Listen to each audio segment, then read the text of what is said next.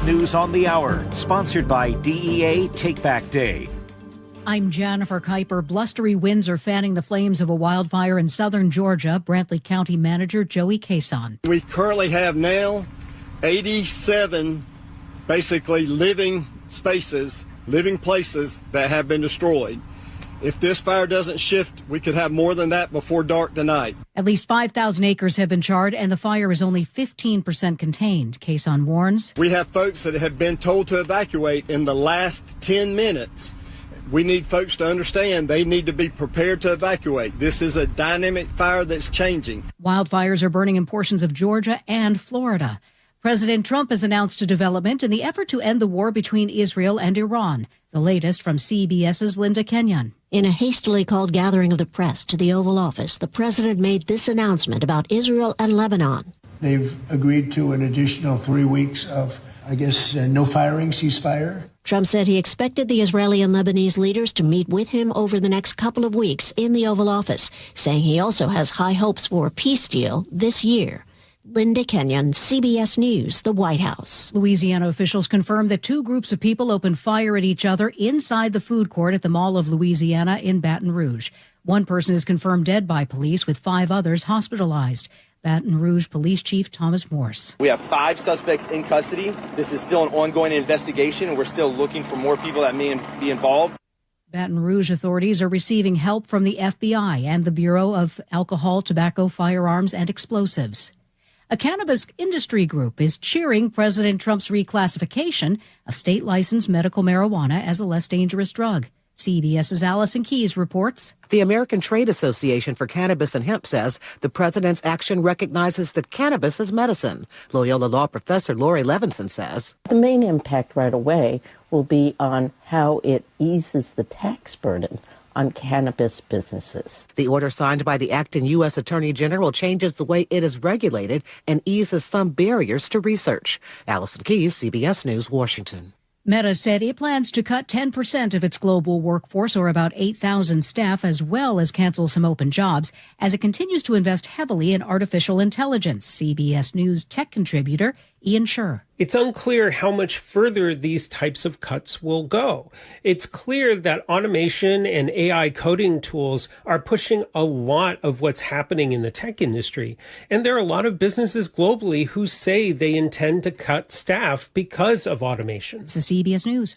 Help keep our community safe and healthy during National Prescription Drug Takeback Day, April 25th. Find a collection site near you at DEATakeback.com. Coming up, more lawmakers call for shutting down the region's Homelessness Authority. That's after Nate Connors at the traffic desk. This one's brought to you by Seattle Sports. In Canyon Park, we cleared that collision north 405 just before 527. But, man, it left us with a heavy backup starting near 124th. Bellevue to Linwood's going to take you 45 minutes. That's a 20-minute delay. South 405 through Bothell, just past the 522 interchange. A collision's been moved out of your way. It's on the right shoulder, but you'll start to slow from 527 to the scene. It's still about 25 minutes between Alderwood and Bellevue. Here in Seattle, North 5, scattered backups from the West Seattle Bridge or the Ship Canal Bridge. 35 minutes to get through all this. Seattle to Linwood, though, a half hour once you get over that bridge. Some brief backups on either side of State Route 104 heading through Mountlake Terrace. Up in Everett, North 5, we're slow from the Boeing Freeway to Highway 2. Eastbound 526 is heavy leaving the Boeing factory over to I-5. Renton to Puyallup on the Valley Freeway is going to take you 40 minutes. Heavy south of State Route 18. And a heads up, all eastbound lanes of State Route 18 will close over Tiger Mountain Summit tonight between Issaquah Hobart Road and I-90. That's 9 p.m. tonight through early Monday morning while crews wrap up paving and striping. Download the Seattle Sports app to stay in the know with the latest news, scores, and opinions about your favorite teams.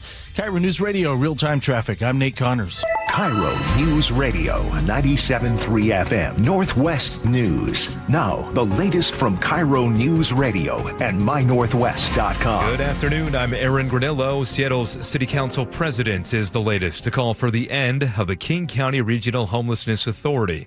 This after an audit found up to $13 million unaccounted for. Councilmember Joy Hollingsworth tells KIRO Radio's G. Ursula. That is a concern. So it's something like if you had put this audit in front of me and said, didn't say who it was, and said, hey, should we still be doing 50 to 60% investment in this? I'd say no. The audit also found the agency is $45 million in the hole. More from KIRO News Radio's Luke Ducey. City Council member Maritza Rivera is now drafting legislation to dissolve the agency. We also asked her who's apologizing to taxpayers. The response is this is not acceptable. This is egregious, and we need to do something about it. We agree with the taxpayers. This is not okay. One example in the audit, 49 accounts named other, 5 named miscellaneous, and 30 had no description at all. Luke Ducey, KIRO News Radio. Shooting this morning near Hing Hay Park in Seattle left a 37-year-old man with a gunshot wound to his leg. Police say the gunman ran off. They are still looking for him. The victim's recovering at a hospital. In Tacoma, police are on the scene of a double shooting on the city's south side. KIRO News Radio's James Lynch has details. Tacoma police say the shooting happened at Park Avenue Foods on Park Avenue South just after 12:30. Police say one of the victims is the owner of the store. The other victim is unknown. Sergeant John Correa says no one else is being sought at this time. We have no information to say that we should be actively looking for any additional suspects at this time, but because both of the involved are in surgery right now, we're still trying to piece details together. Police say the investigation is ongoing. Anyone with information should call 911. James Lynch, KIRO News Radio. City of Everett's license plate reader cameras are back on. A city spokesperson tells the Everett Herald most of those flock cameras went online about 2 weeks ago. The mayor ordered police to reactivate them after the governor signed a new law shielding the footage from public records requests. City says that protects the privacy of crime victims and vulnerable residents. Weather update now. Mostly cloudy skies right now. Should see some clearing, though, by later tonight. And then mostly sunny skies and low to mid-60s for tomorrow. Right now, 57 degrees in downtown Seattle. I'm Aaron Granillo, KIRO News Radio. Your best source for local news, serving Western Washington and the world with the KIRO News Radio app. Always streaming live on your smart speakers. You're listening to KIRO News Radio, Northwest News.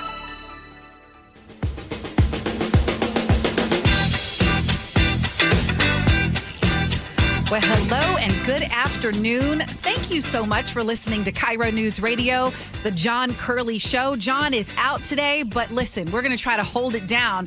I'm Angela Poe Russell, along with Mike Lewis. Good afternoon to you. Good afternoon, Angela. Nice to be on air with you. Yeah, it's been a long time. It has been a while. Yeah. John's presence is with us. We also have Jacob in the studio producing, Ella kind of learning the ropes here. And, of course, we have you on the text line. So feel free to text us and see what's up. What's that text number? 1-888-973-5476. Seems like you've done this before. I have a couple times. You too.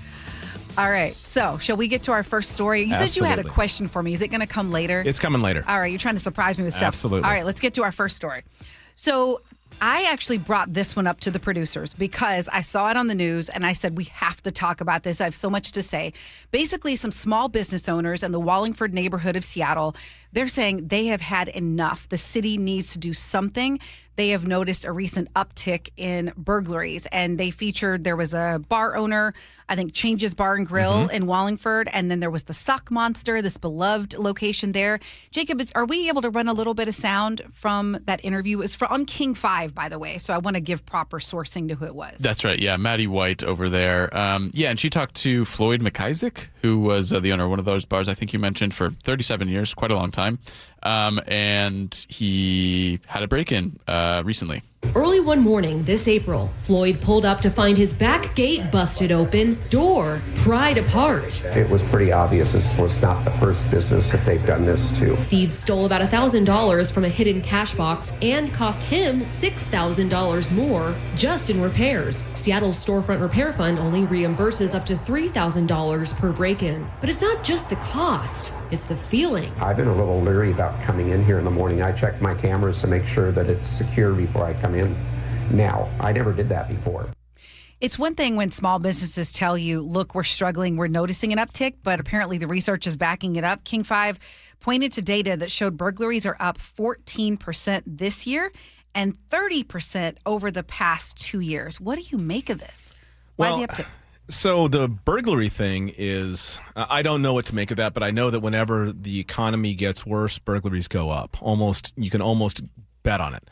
So that could be with the recession and things getting more expensive that people have started to break in things. I think also you've got a secondary issue here. It is everyone assumes, and I think that this is not entirely accurate, but everyone assumes that Seattle PD is so low on staffing that there really isn't any concern about break-ins. Now, I know that they've hired a bunch of people, and I know that Seattle PD is doing what it can to stop these sort of things.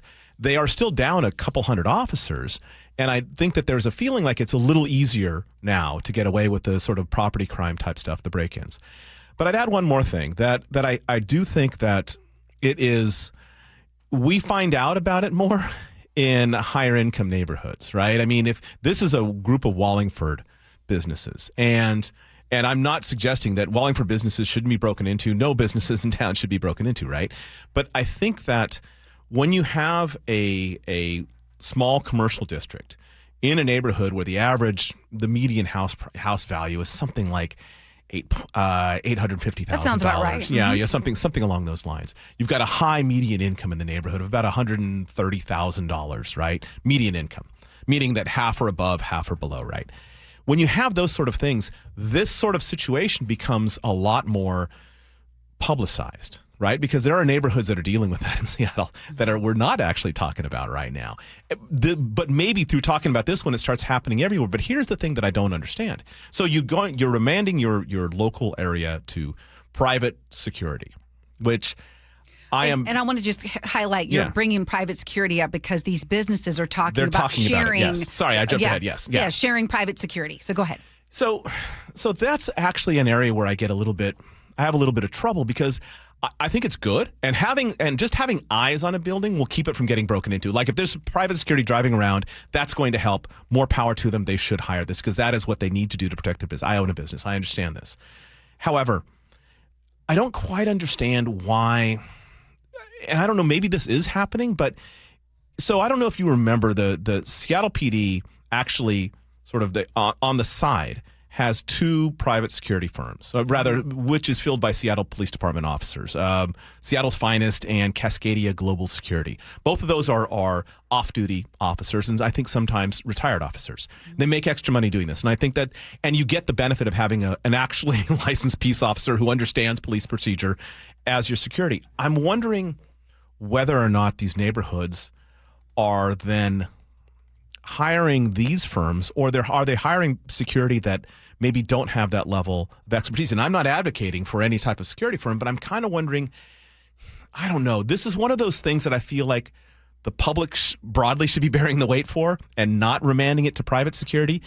But if you're going to remand it to private security, something that's a little bit more official.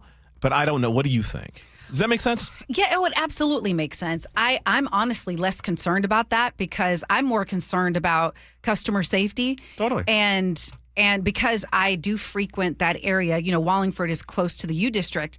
Sure. I have a friend staying there, and the kind of stuff I have seen. Yeah, I have looked hell in the face. Yeah. I have looked hell in the face. Can you imagine showing up to your business or where you're living and people sitting out there with torches doing drugs? So here's my theory as to why burglaries are up. I think that you pointing out the economy piece is definitely one of them. I wonder if the other piece of this is drug use, and what I mean by you agree? Yeah, I agree. Yeah, because I was looking at the research and it says that drug use and crime or theft tend to go together. And as I understand it in the city, we've kind of taken a backseat to saying we're not going to aggressively pursue people doing drugs on the street. And I would argue it is a public hazard. I watched someone with a torch on the sidewalk and there was smoke, and that is not okay. Yeah. And so what do you think is going to happen if you just let that continue? I mean, people try to act and say, well, it's not bothering anybody. They're just doing drugs to themselves. They're hurting themselves. No, So anyway, I could go on about this. No, but I agree with you. I don't like people saying it is a victimless crime, because what it can lead to and what it does lead to in terms of everyone being able to enjoy our streets is a problem. I want people to get help. I think they should, but help without accountability equals nothing. I mean, we end up where we are now. I think that's 100% true. You lose your ability, if you're an addict, you lose your ability to have, the restriction on prosecuting drug crimes, some of it is to exactly what you said, like victimless crime, which of course isn't true. And But the secondary thing is that we don't want to do things like involuntary holds for treatment. We don't want to do things like that because you're taking away a person's agency. And as a person who is a professional working here in Seattle, who was a former heroin addict, told me, he said, the problem with that statement is that you don't have any agency if you're an addict. Like it is. There's a very famous line from, there's a movie, Trainspotting. The guy who wrote the movie, a guy named Irving Welsh, wrote the book that became the movie. And he talks about how the good thing about being a heroin addict is it takes all the rest of the decisions away from you. And he's making fun. Obviously, he's not saying that, but it does. You don't have agency anymore. You're feeding one thing, and if it means you're going to get to the place where you're doing bad things, if I'm going to break in this place to get some money, get $1,000, you're going to do it. So you're entirely right. There's a whole domino effect of not moving in and treating addiction in a city. And I'm just going to say it. If we're at a point where a private business, several of them, and this isn't Tiffany Jewelry Company, and they need to hire company, and that changes as a bar. And if they're at a point where they have to hire private security, we as a city have failed them. Right. We have not provided the public service. They are paying taxes, and all that does is drive up costs to consumers. I completely agree. So we feel, all right, let's talk about this because, let's talk about elected officials because they should be held accountable. This is sad news, and I want it to kind of use it as a springboard to talk about something that has come up recently. So longtime Georgia Democrat, U.S. Representative David Scott, 80 years old, has passed away. Again, he represented Georgia's 13th congressional district, first elected in 2002. So, our condolences to his family.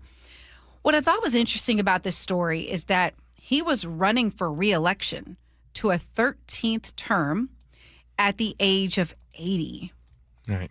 Is this too soon to have the conversation? I'm sorry. No, I'm being it is not. insensitive. No, you're not. It just because we've had this debate before, and I'm a big believer. I've seen some folks who have a lot of great energy and still able to do a lot. Here's what concerns me. Do we have enough younger people willing to serve? Because what I notice, I see a lot of very passionate people and young people, but some of them are so down on politics they don't want to serve, then you end up in these. Really? Yeah, you agree. True. But I would also say I think that what we need to do is, so I am not, for starters, I'm not a fan of term limits. I understand people are. I understand why they are. I really do. Because power corrupts. I completely agree. And also all the money tends to start rolling toward one person and not another. And you can see like the likelihood of an incumbent being reelected regardless of their record is much higher than a newbie. However, I've always said, look, there are term limits. It's called voting. And if you could just get people to get out and vote, we wouldn't have to worry about this. But what I do actually think as a component of this that I am in favor for is a mandatory retirement age. I don't think that you should stay in office past, let's just use 80 as an example. I think that that's ridiculous. I don't know that, who was it, that famous line from Jimmy Carter when someone asked him about the age of either Joe Biden or Donald Trump. This is obviously, a while ago. The age of Donald Trump or Joe Biden. Oh, Joe Biden. About okay. staying in, yes. like becoming the next president. And he said, well, because I think he was 92 at the time when he was asked this. He said, well, I've been president and I've been 80, and I wouldn't want to do both at the same time. That's the point. And I think that is entirely true. Yeah. We should put a cap on that. When we have a Strom Thurmond, if you don't remember, senator from South Carolina, who served literally when there was something like, started serving in office when there's something like 18 miles of paved roads in the United States. Like this is, I think it's not doing the constituents well, and it's not even good for the person in the office. He has long gone past his formal retirement. He was literally snoozing in committee hearings. Like, this is a type of thing. I'm not suggesting that older people can't be fantastic lawmakers. Right. But at some point, we cap it in a variety of jobs. We got to cap it in this one as well. And then when we do that, when you start capping it at a certain age, you start having to backfill. You know that this person can't rerun. And so that's what gets the younger people and opens up the door. In this case, a younger person of 50 could run for office. Listen, I am a faith-filled person. I'm a believer. And I also know that you have to face science and facts. Right. And the fact is, I mean, it's been shown that once a surgeon hits a certain age, the mistakes tend to increase. Yep. Like that's been proven. Yep. You are the surgeon's a wise surgeon knows that as they hit probably 50, they should start kind of getting some younger eyes on what they're doing. It's just what it is. I was just talking to G. Scott, who just turned 50. And I said, look, if I have one piece of advice, not that you're asking, I said, it's like, yes, at 50, you can still do all these things, whatever, but respect your body and respect the age you're in. Because have you ever been that person like, I know I'm 50, but I'm going to go do this, I'm going to do that. And it's like, maybe you don't lift 300 pounds. Maybe you lift 200 because maybe you're both. I know that sounds, because I can't even believe I'm saying it. Right. But there is something about embracing where you are and still pushing yourself for the age that you are. I hate saying it, but it's just true, I mean, guys. trust me, as someone, older than you and someone who I like to get out. I like to, I do a lot of cycling. I do a lot of other things. I like to be outdoors. And the problem now is that I find myself really like changing my risk reward equation right all the time. I do a lot of mountain biking. Like that is changing to a different thing than it was when I've never been sort of a super daredevil, but I like doing track days on my motorcycle. I like doing, mountain biking, other forms of cycling, things like that. I'm taking boxing classes, right? All of this stuff has a risk profile that has narrowed considerably. I know, one, that I've got a lot of miles left in me, but I also know that this is sort of the old line, paraphrasing the old line from alcoholics about I've got another drink in me, but I don't have another recovery in me. That's the injury thing. The injury thing is much more pronounced. And trust me, if you're not as old as I am, I just turned 60. If you're not as old as I am, you injure yourself in all kinds of crazy ways when you get old. I literally snapped a tendon in my finger pushing a button. This is not a kidding. I was pushing the starter button on my motorcycle and something just snapped. That's what happens. Something just snapped. And it's going to happen to you. How long's that recovery been? I had to get full hand surgery on this thing and it took me a year to recover. It's crazy what happens to you. Okay. So consequently, I have narrowed my world a little bit to prevent the injuries. And so let's see if I can get a little bit more mileage out of this heat. So do you know how I broke my pinky toe? No. Probably something similar. Getting out of bed. Getting out of bed, exactly. First mistake of the day. Is this depressing you, Ella, to hear about? I have something to look forward to, I hear. I'm really excited about this. Yeah, and it's taken forever to heal. And I'm like, what in the world? Right. So I love that you're still pushing yourself with but you're still doing it, right? But you're evolving it. Yeah. Okay. Yeah, I get longer echoes on every single thing now. Yeah, it's the recovery piece. I love how you put that. Okay, so is it time for us? Where are we at? How much more time do we have? We're about to hear that traffic bed, so you've got 30 seconds. All right, so well, I'm really excited about some of the stuff we're going to be talking about later. One of them is if you're feeling a little bit off, it could be your secrets that are bothering you. There's research that actually talks about the impact on your well-being of keeping anyone secrets. Who has carried a secret around immediately understands what you're saying here. Unless you're a narcissist. Yeah, I suppose so. We throw that around so much. All right, shall we get the traffic? Nick, how are things going? It's not a bad afternoon, but there are some trouble spots out there. This one brought to you by Seattle Sports. Let's start with our emergency repairs at the Tacoma Narrows Bridge. 2 right lanes, westbound 16, are closed near mid-span. Also, the Jackson Avenue on-ramp to westbound 16 were closed. This was going to last through the weekend at minimum, as this while during this closure, the HOV lane is open to all drivers. That leaves just 2 lanes open. Right now, we've got a bumper-to-bumper backup starting at Cheney Stadium. Seattle to Tacoma is closing in on 50 minutes. We've got scattered backups from Tukwila all the way through Tacoma. North 5 into Seattle, scattered backups on the West Seattle Bridge to the Ship Canal Bridge. 35 minutes to get through all this. South 5, we're heavy through South 5 is heavy through Northgate. You're thinning out through the U District. Both of our lake bridges are wide open. In the south end, North 405, we're slow from South Center through the Renton S curves. It's 25 minutes from South Center to Bellevue. And Bellevue to Linwood continues to struggle this afternoon, taking 45 minutes right now. We have a solid backup from 520 all the way to 195th in Bothell. This stems from an earlier collision that cleared well over a half hour ago. Search Seattle Sports on YouTube and click subscribe to get fresh video content daily. KIRO News Radio, real-time traffic. I'm Nate Connors. KIRO Newsradio, the first place you turn for the news you trust. ICE agents have now been deployed to 14 airports across the country. Traffic. Did they open lanes? They just reopened all lanes of northbound I-5. Engaging conversation. If he ends this right now, it only emboldens Iran. That's a big, big mistake. And your Super Bowl champion.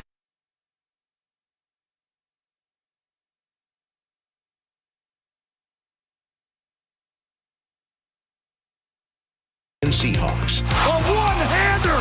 JSN! Always here, always. Carpal tunnel syndrome. Heart failure that doesn't improve with common medicines. These are some signs and symptoms associated with ATTR-CM, or the cardiomyopathy of ATTR amyloidosis, a serious heart condition with symptoms that get worse over time.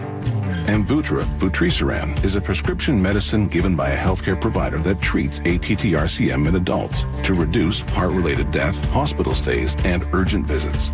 In a clinical study, Amvuttra was proven to help people live longer and have fewer heart-related hospital stays and urgent visits over 3 years compared to placebo. Amvuttra lowers the amount of vitamin A in your blood, which can affect vision. Other side effects include pain in the arms or legs, pain in the joints, and shortness of breath. These are not all the possible side effects of Amvuttra. For prescribing information, call 1-833-256-2748 or learn more at amvuttra.com. Ask your doctor about Amvuttra for ATTR-CM. Endless hours of research, seeking referrals, dozens of calls. Hiring the right attorney can be a challenging process during an already difficult time. J.P. Pendergast with Pendergast Law explains. In Washington State, Tom, there are thousands of attorneys to choose from. Referrals and online research can be helpful, but discovering the right attorney requires a conversation. It can be hard to identify integrity and authenticity without that interaction. So, what do you recommend? We encourage anyone looking for personal injury representation to call for a free consultation with our team before making a decision simply based on referrals or online research. Accident victims need an attorney that listens, demonstrates honesty, and is genuinely understanding of their unique circumstances. The care, attention, and preparation that our firm provides throughout the case mirrors the effort involved when taking on the insurance companies. Save time and avoid mistakes after an injury. Contact the caring and compassionate team at Pendergast Law. If you or a loved one has been injured in a car accident, call Pendergast Law. We can help. Ryan Reynolds here from Mint Mobile with a message for everyone paying big wireless way too much. Please, for the love of everything good in this world, stop. With Mint, you can get premium wireless for just $15 a month. Of course, if you enjoy overpaying, no judgments, but that's weird. Okay, one judgment. Visit mintmobile.com/radio. Upfront payment of $45 for 3-month plan, equivalent to $15 per month required. Intro rate first 3 months only, then full price plan options available. Taxes and fees extra. See full terms at mintmobile.com. DQ presents the Blizzard Double Flip Deal. For a limited time, when you buy one Blizzard treat, you get a second for just 99 cents. That's 2 Blizzards, 2 spoons, 2 flavors, and 2 flips. So don't miss out on the Blizzard Double Flip Deal, available only for a limited time and happening now at DQ. Because the only thing better than a Blizzard treat is a second Blizzard treat for just 99 cents. It's a deal to flip for. The Blizzard Double Flip Deal. Get it in the app. Participation may vary. 1-877 Cars for Kids. KARS Cars for Kids. 1-877 Cars for Kids. Donate your car today. Call 877-CARS-FOR-KIDS to reach a friendly live agent. Donation is super easy, and your car can be picked up as soon as tomorrow. Call us now or go to carsforkids.org. 7 Cars for Kids. Donate your car today. Did you know you can donate real estate too? Washington's lottery gives out a lot of green to winners in schools and retailers awesomely. Nearly 600 mil to people that play. Another 180 mil to vocational training and education from preschool to college. Now you got the knowledge, a win-win for all of us. Play Washington Lottery, lottery, lottery. Play Washington Lottery, lottery, yeah. Visit walllottery.com. Who benefits to learn more. How does your roof look after this winter? Justin Shirley, CEO of State Roofing and Exteriors. Spring into action today. Save $3,000 on a new roof, siding, deck, or windows. Call 866-ROOF-ROOF or visit stateroofing.com. Clutter happens. Let Closets by Design save the day. For a limited time, get 40% off plus 15% more and 18 months 0% financing on approved credit if paid in full. Go to closetsbydesign.com or call 1-800-BY-DESIGN. We meet by accident, fixing every last bit, accurate auto body. If you've been in an auto accident, you have the right to take your vehicle to any repair facility. Accurate Auto Body has been family owned and operated since 1994, and they work for you, not your insurance company. Your insurance company may not love them, but you will, because We meet by accident, fixing every last bit, accurate auto body. KIRO News Radio 97.3 FM, Northwest News. Now, the latest from KIRO News Radio and mynorthwest.com. Good afternoon. I'm Aaron Granillo. President Trump telling reporters in the Oval Office today he is not setting any timetable to end the war with Iran. They want to make a deal. We have been speaking to them, but they don't even know who's leading the country. They're in turmoil. Also at the White House today, President Trump announcing the ceasefire between Israel and Lebanon has now been extended by 3 weeks. Here in our Washington, the state is heading into fire season with a bigger budget to fight wildfires. Here's KIRO News Radio's Amanda Factor. The state legislature fully restored $60 million in wildfire preparedness funding cut last year. Commissioner of Public Lands Dave Upthegrove told Seattle's Morning News he spent the past year pushing lawmakers to reverse that cut. It's a heck of a lot cheaper to prevent and prepare for wildfires than to put them out. This comes as Washington enters a fourth straight year of drought. Upthegrove is urging you to be careful with campfires, follow burn rules, and create defensible space around your home. I love to channel Smokey Bear, who said only you can prevent forest fires. Amanda Factor, KIRO News Radio. FEMA is sending nearly $21 million to the Northwest for long-term flood projects. Most of it's going to Oregon, but our state will receive a total of $1.4 million. This includes money for culvert design in Enumclaw, a flood risk study in Snohomish County, and also a flood risk reduction strategy for the ecology departments. WashDOT says it is on schedule to wrap up work on the Ship Canal Bridge in time for the World Cup. Here's the agency's Tom Pierce. We're making really good progress, and we do plan to be open by Monday morning, June 8th. And all lanes in northbound I-5 will stay open while the matches are played in Seattle. Work will restart. The lanes will shut down again in July. Now to the real-time traffic desk at 3:32. Here's Nate Connors. And this was brought to us by the Emerald Queen Casino in Tacoma. Westbound 16, we're bumper to bumper from South Union all the way across the Narrows Bridge, where 2 right lanes are blocked at the bridge for repairs. This closure is going to be with us at least through the weekend. The HOV lane is open to all. Seattle to Tacoma has already improved from 10 minutes ago. We're down to 45 minutes. Scattered backups between Tukwila and Fife. Renton to Puyallup on 167. We're at 40 minutes. The north end's looking all right. We're heavy, though, south of State Route 18 into Puyallup. Here in Seattle, North 5, nothing new. Scattered backups on the West Seattle Bridge or the Ship Canal. About 35 minutes to get through this. South 5 is heavy from Northgate through the U District. Both of our lake bridges are looking great. Westbound 520 will jam up there at Montlake. North 405 is slow from South Center through the Renton S-curves. And then further up north, North 405, we are solid from 520 all the way up to 195th in Bothell from an earlier collision. Bellevue to Linwood right now is going to take you 45 minutes. It's comedy superstar Jeff Dunham, July 24th at the Emerald Queen Casino. Don't miss this Laugh Out Loud show featuring ventriloquism. Emerald Queen Casino, the entertainment capital of the Northwest. KIRO News Radio, real-time traffic. I'm Nate Connors. Thank you, Nate. Your forecast now, cloudy skies still out there and some sun breaks, at least appearing over Elliott Bay at this hour. And we will see more sunshine tomorrow and through the weekend. Right now, 56 degrees in downtown Seattle. I'm Aaron Granillo, KIRO News Radio. Your best source for local news. You're listening to KIRO News Radio, Northwest News. This hour brought to you by Home Comfort Alliance. Welcome back to the John Curley Show. Mike Lewis here, Angela Poe Russell. Angela, I've got a question for you. Okay. Which I hinted about earlier in the show, that I've got a question for you, and I do. Actually, I got 2 questions for you. Do you ever see the show Mad Men? No. No? But I knew about it. Like You're familiar, I you know think it about existed. the costumes. Yeah. Like, yes, Yeah, very okay. aware. One of the things that is, well, let me ask you, go ahead and go to the second question then. Were you ever a smoker? No. That doesn't surprise me. No. I've lost so many relatives to lung cancer, smoke-related lung cancer, that I was like, I'm good on that. Anyone else in the room? Anyone here ever a regular cigarette smoker? Not regularly, no. Not very regularly? occasionally. Only in Ella? Europe. Only, Yeah, honestly. only in France. Well, France is mandatory. Right. Fair point. So I was, for when I was 14, for 3 months, just because I got access. The weird job that I had, I was actually... weird jobs. Back in the days of Child Protective Services, you would take weird jobs in the 1970s, and I had one in a factory, and one of the things that they did was they put all the stuff in vending machines and canneries, and one of the things we put in was cigarettes.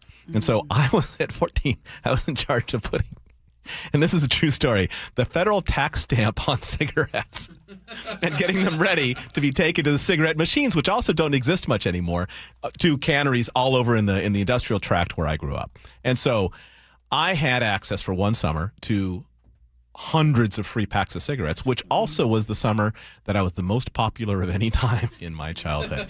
Now, I only smoked for that summer, and then I made the mistake of smoking a pack of menthol Salems and got so sick that I didn't have taste for cigarettes to this day. Wow. Here's my point.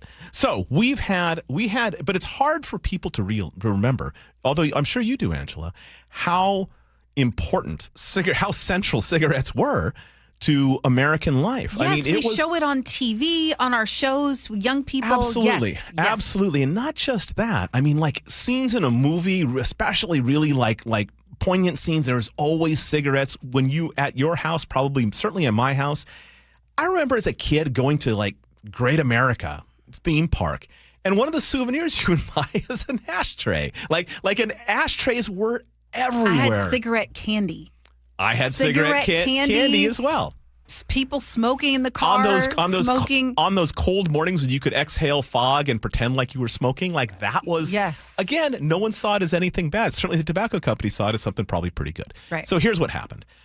Then the federal government kicked in with the Ad Council and started pushing very hard on, because we knew about cigarettes' effects, but we just didn't do enough to let everyone else know. The cigarette consumption started dropping in the 80s to the point that it was 50% of Americans reported smoking in the 1950s and 60s. It dropped to like 13% today. And this was all a very intentional effect. And one of the things that was very, very effective was talking to people about the harms, and not just the harms from like your mortality harms. They got very smart when they started hitting young people with the fact that it's going to give you bad breath and make you look bad. Mm-hmm. Like that actually affected more people. Teeth. Mortality questions don't resonate, right? But those things, like if you're actually going to be like less popular, then suddenly all of this happened. Now there is a terrific story in the Wall Street Journal that this thing that we did nationally, and the people who were the early adopters of stopping to smoke were higher income people. College graduates stopped smoking. They became the first group to peel off. They were not the long-term, like their parents. They weren't the long-term cigarette addicted. They were the recent-term cigarette addicted. My brother would be exactly in this category. Quit when he got married and had a kid. Like, that's it. Never looked back. These people immediately peeled off as smokers, and then it started affecting moving up the chain and down the chain. Their kids were not smoking because they didn't grow up in households that smoked. And suddenly you've got a very small percentage of the population that smokes anymore.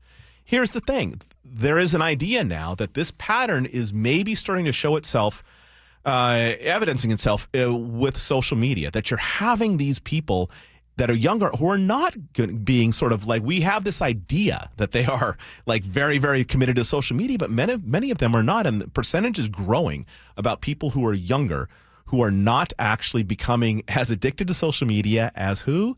Their parents, which is exactly what happened with cigarettes. I mean, would that be in your experience as well? Absolutely. And, sugar was the same thing. If you go back to ads from, I want to say like in the 50s, there were actually ads with doctors saying sugar is good for you. Right. I mean, all this marketing about how great sugar was going to improve your health.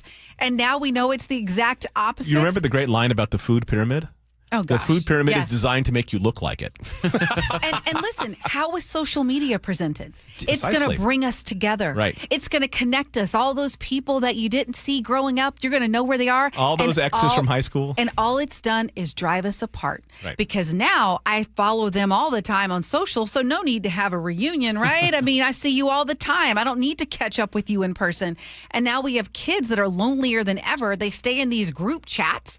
So, I mean, my daughter has like 4 different group chats with all these people. And at the end of the day, feeling lonely because you're not meeting up with folks. And the funny thing is that this is there is another element to this story that wasn't in the Wall Street Journal story, but it occurs to me just from reading a lot about this that what happened with cigarettes was also like a real lack of regulation of how much nicotine was going into these things and how addictive they actually were.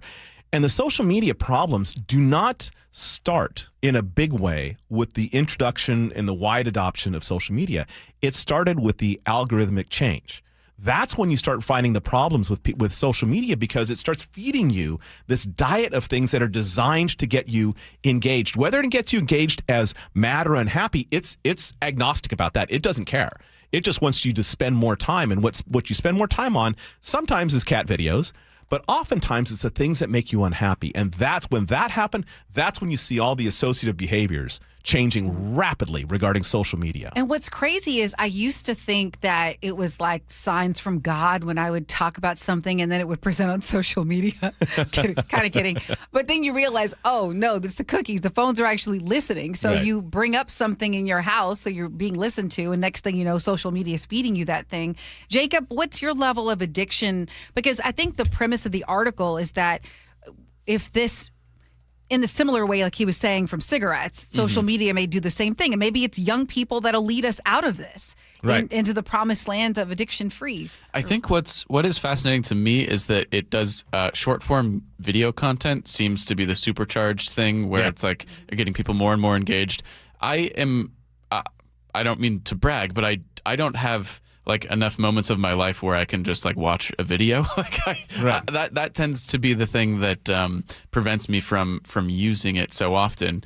I think it's something bigger because I'm ultra busy too. I think there are people that are, but because it's an addiction, you pick it up. You pick it, like I'll be in the middle of writing something and have a deadline, and we'll just pick up the phone for like what I think is a minute. I mean, so I think you have more discipline than you think. Maybe that's true, yeah. Or I'm in denial about how much I am using. Could be the other factor. I'm not sure. There's probably a little bit of truth in that. I mean, you have to do some of it for work as well. I mean, yeah, I suppose that's true. That's wild. And I mean, how many people are that true for? I mean, I also obviously for some type of media company, it's certainly just part of the job. But a lot of people now, I think, imagine themselves, or it is clear to them that their job is impacted in some way by their performance on social media. So I've always, everyone can get a screen time readout. Their phone will tell them how much time you spend on but the problem for me, like I've always thought that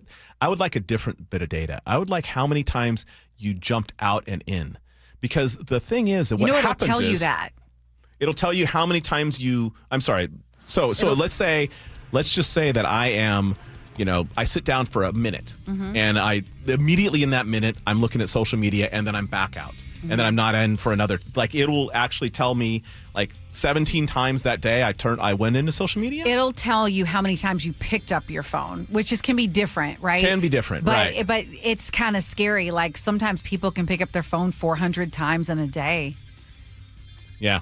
Not that that's me. Well, so that's along the lines, and like because you find yourself, the weird thing is like people's ability to just like sit and not immediately just sort of get that tension. Like I should just check I'm here. Yeah. I should just go ahead and check my phone. We need to embrace a little bit of boredom. the rabbit hole opens up and you move back in. Yeah, boredom being with your thoughts. You can do that in traffic a lot. Yes, yeah, you can do that.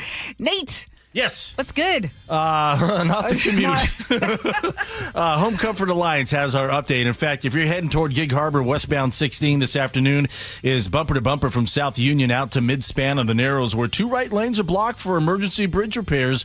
These lane closures will be with us through the weekend. That leaves 2 lanes open, including the HOV, and that HOV lane is open to all drivers during these closures. Tacoma to Olympia, just a 40-minute drive. Here in Seattle, North 5 prepared for scattered backups from the West Seattle Bridge to the Ship Canal Bridge. We're up to 45 minutes now to get through downtown. Head over to Highway 99. It's wide open through downtown in both directions. Bellevue to Linwood has gone up to 50 minutes, about a 15-minute delay as we're dealing with a solid backup now from Bellevue, almost starting at I-90 all the way into Bothell as we continue to recover from an earlier crash in Canyon Park. Seattle to Linwood, just 35 minutes. Bellevue to Renton, closing in on a half hour. It is packed from 520 through Factoria, and then it opens up for you. Considering a new Lennox cooling system before the summer heat wave? Get a price estimate on your phone in 60 seconds from Home Comfort Alliance. Visit homecomfortalliance.com now. KIRO News Radio, real-time traffic. I'm Nate Connors.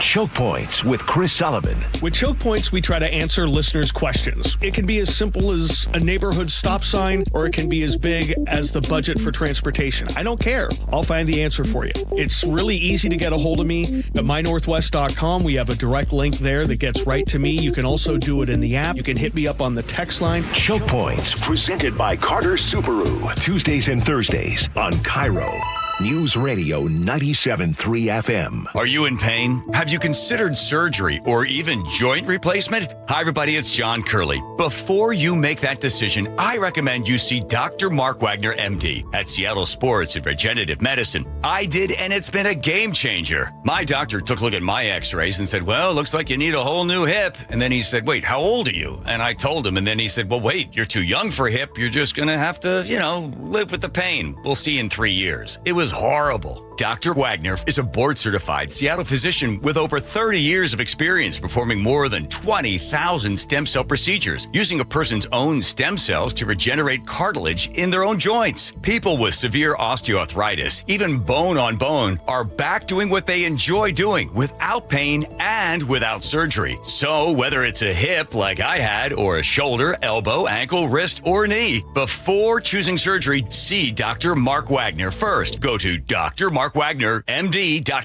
On top of home and auto, Progressive protects your boat, RV, and motorcycle so you can explore the unknown. Actually, we just take the RV to the same campground every year. Well, maybe you can catch your own dinner on your boat. Oh, we can actually get pizza delivered there from this brick oven place we love. Will you at least try a new topping? Honestly, probably not. We kind of have a go-to order. Fine. Just bundle home or auto insurance with your outdoor vehicles with Progressive and stay protected when you go, I guess, where you've gone before. Progressive Casualty Insurance Company and affiliates. Not available in all states or situations. Tired of hearing scary radio ads about the IRS? Tax Relief Advocates is different. TRA is here to tell you that if you owe money to the IRS, whether it's $5,000 or $500,000, we have a solution. TRA can eliminate or reduce what you owe to the IRS with zero risk to you. We have over 1,000 5-star reviews on Google and an A+ with a BBB. End your tax nightmare today by visiting TRA.com. Or call 800-583-6681. That's 800-583-6681. Be advised, this is your opportunity to save up to 40 to 80% on a hot tub or swim spa. This weekend only, Friday through Sunday, Washington State Fairgrounds Event Center. Be advised, this is your opportunity to save up to 40 to 80% on a hot tub or swim spa. This weekend only, Friday through Sunday, Washington State Fairgrounds Event Center. 18-month interest-free financing. Our factories have demanded we sell 1,000 hot tubs and swim spas this weekend. Washington State Fairgrounds Event Center. Huge factory incentives, factory rebates, this weekend only. Washington State Fairgrounds Event Center. We can remove your old hot tub. Free delivery of your new hot tub. Deep discounts. Washington State Fairgrounds Event Center. Free delivery of your new hot tub. Just relax and enjoy. Washington State Fairgrounds Event Center. Friday, 2 p.m. to 8 p.m. Saturday, 10 a.m. to 8 p.m. Sunday, 10 a.m. to 6 p.m. Free admission. Free delivery. Washington State Fairgrounds Event Center. Call 833-SPA-SALE or visit hottubandSwimSpaSale.com. Running a small business means juggling a lot. Your network has to handle it all. That's where a fiber-only provider falls short. You need a partner who gives you a greater advantage. Introducing the Total Solutions Advantage only from Comcast Business. A first-ever combination of the largest, fastest fiber-powered network the most reliable Wi-Fi, gig speeds with equipment and security included, and a 5-year price lock. Plus, it's all backed by a 30-day money-back guarantee. The Total Solutions Advantage only from Comcast Business. A new standard for small business with reliability, security, and savings in one. Switch today. Get started with a great offer as low as $60 a month. When you add it all up, no one does business like Comcast Business. Offer ends 6/1/26. New customers only. Requires 300 megabits per second internet and security edge. 1-year agreement, eco-bill, and autopay required. Equipment, taxes, and fees extra. Most reliable Wi-Fi based on Open Signal Awards USA Fixed Broadband Experience Report, May 2025. This is the story of the one.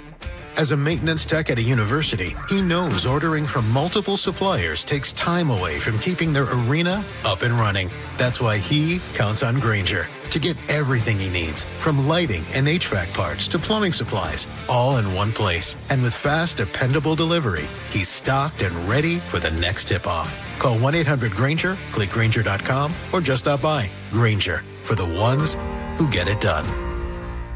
Finding great candidates to hire can be like, well, trying to find a needle in a haystack, but not with ZipRecruiter. Its powerful technology actively finds and invites qualified candidates to apply to your job. So while other companies might deliver a lot of hay, ZipRecruiter finds you the needle in the haystack. See why 4 out of 5 employers who post a job on ZipRecruiter get a quality candidate within the first day. Try ZipRecruiter for free at ZipRecruiter.com/free. That's ZipRecruiter.com/free. ZipRecruiter. Guys, your testosterone level impacts your energy, drive, weight, hair loss, and even ED. Revive Men's Health Seattle will check your T level for free. For your free T level check, exam, and consultation, call 206-529-1111 or visit ReviveMen'sHealth.com. The team that gave me back my full head of hair, Advanced Hair, is once again the winner of the 425 Business of the Year. Dr. Perungo and his world-class team begin regrowing your own natural hair the very next day. And Advanced Hair guarantees your new hair will grow, just like they did for me. Find out why Advanced Hair is the best of the best. With your free consultation, you'll receive $250 off and 250 free hair grafts. 425-449-8185 or advancedhair.com.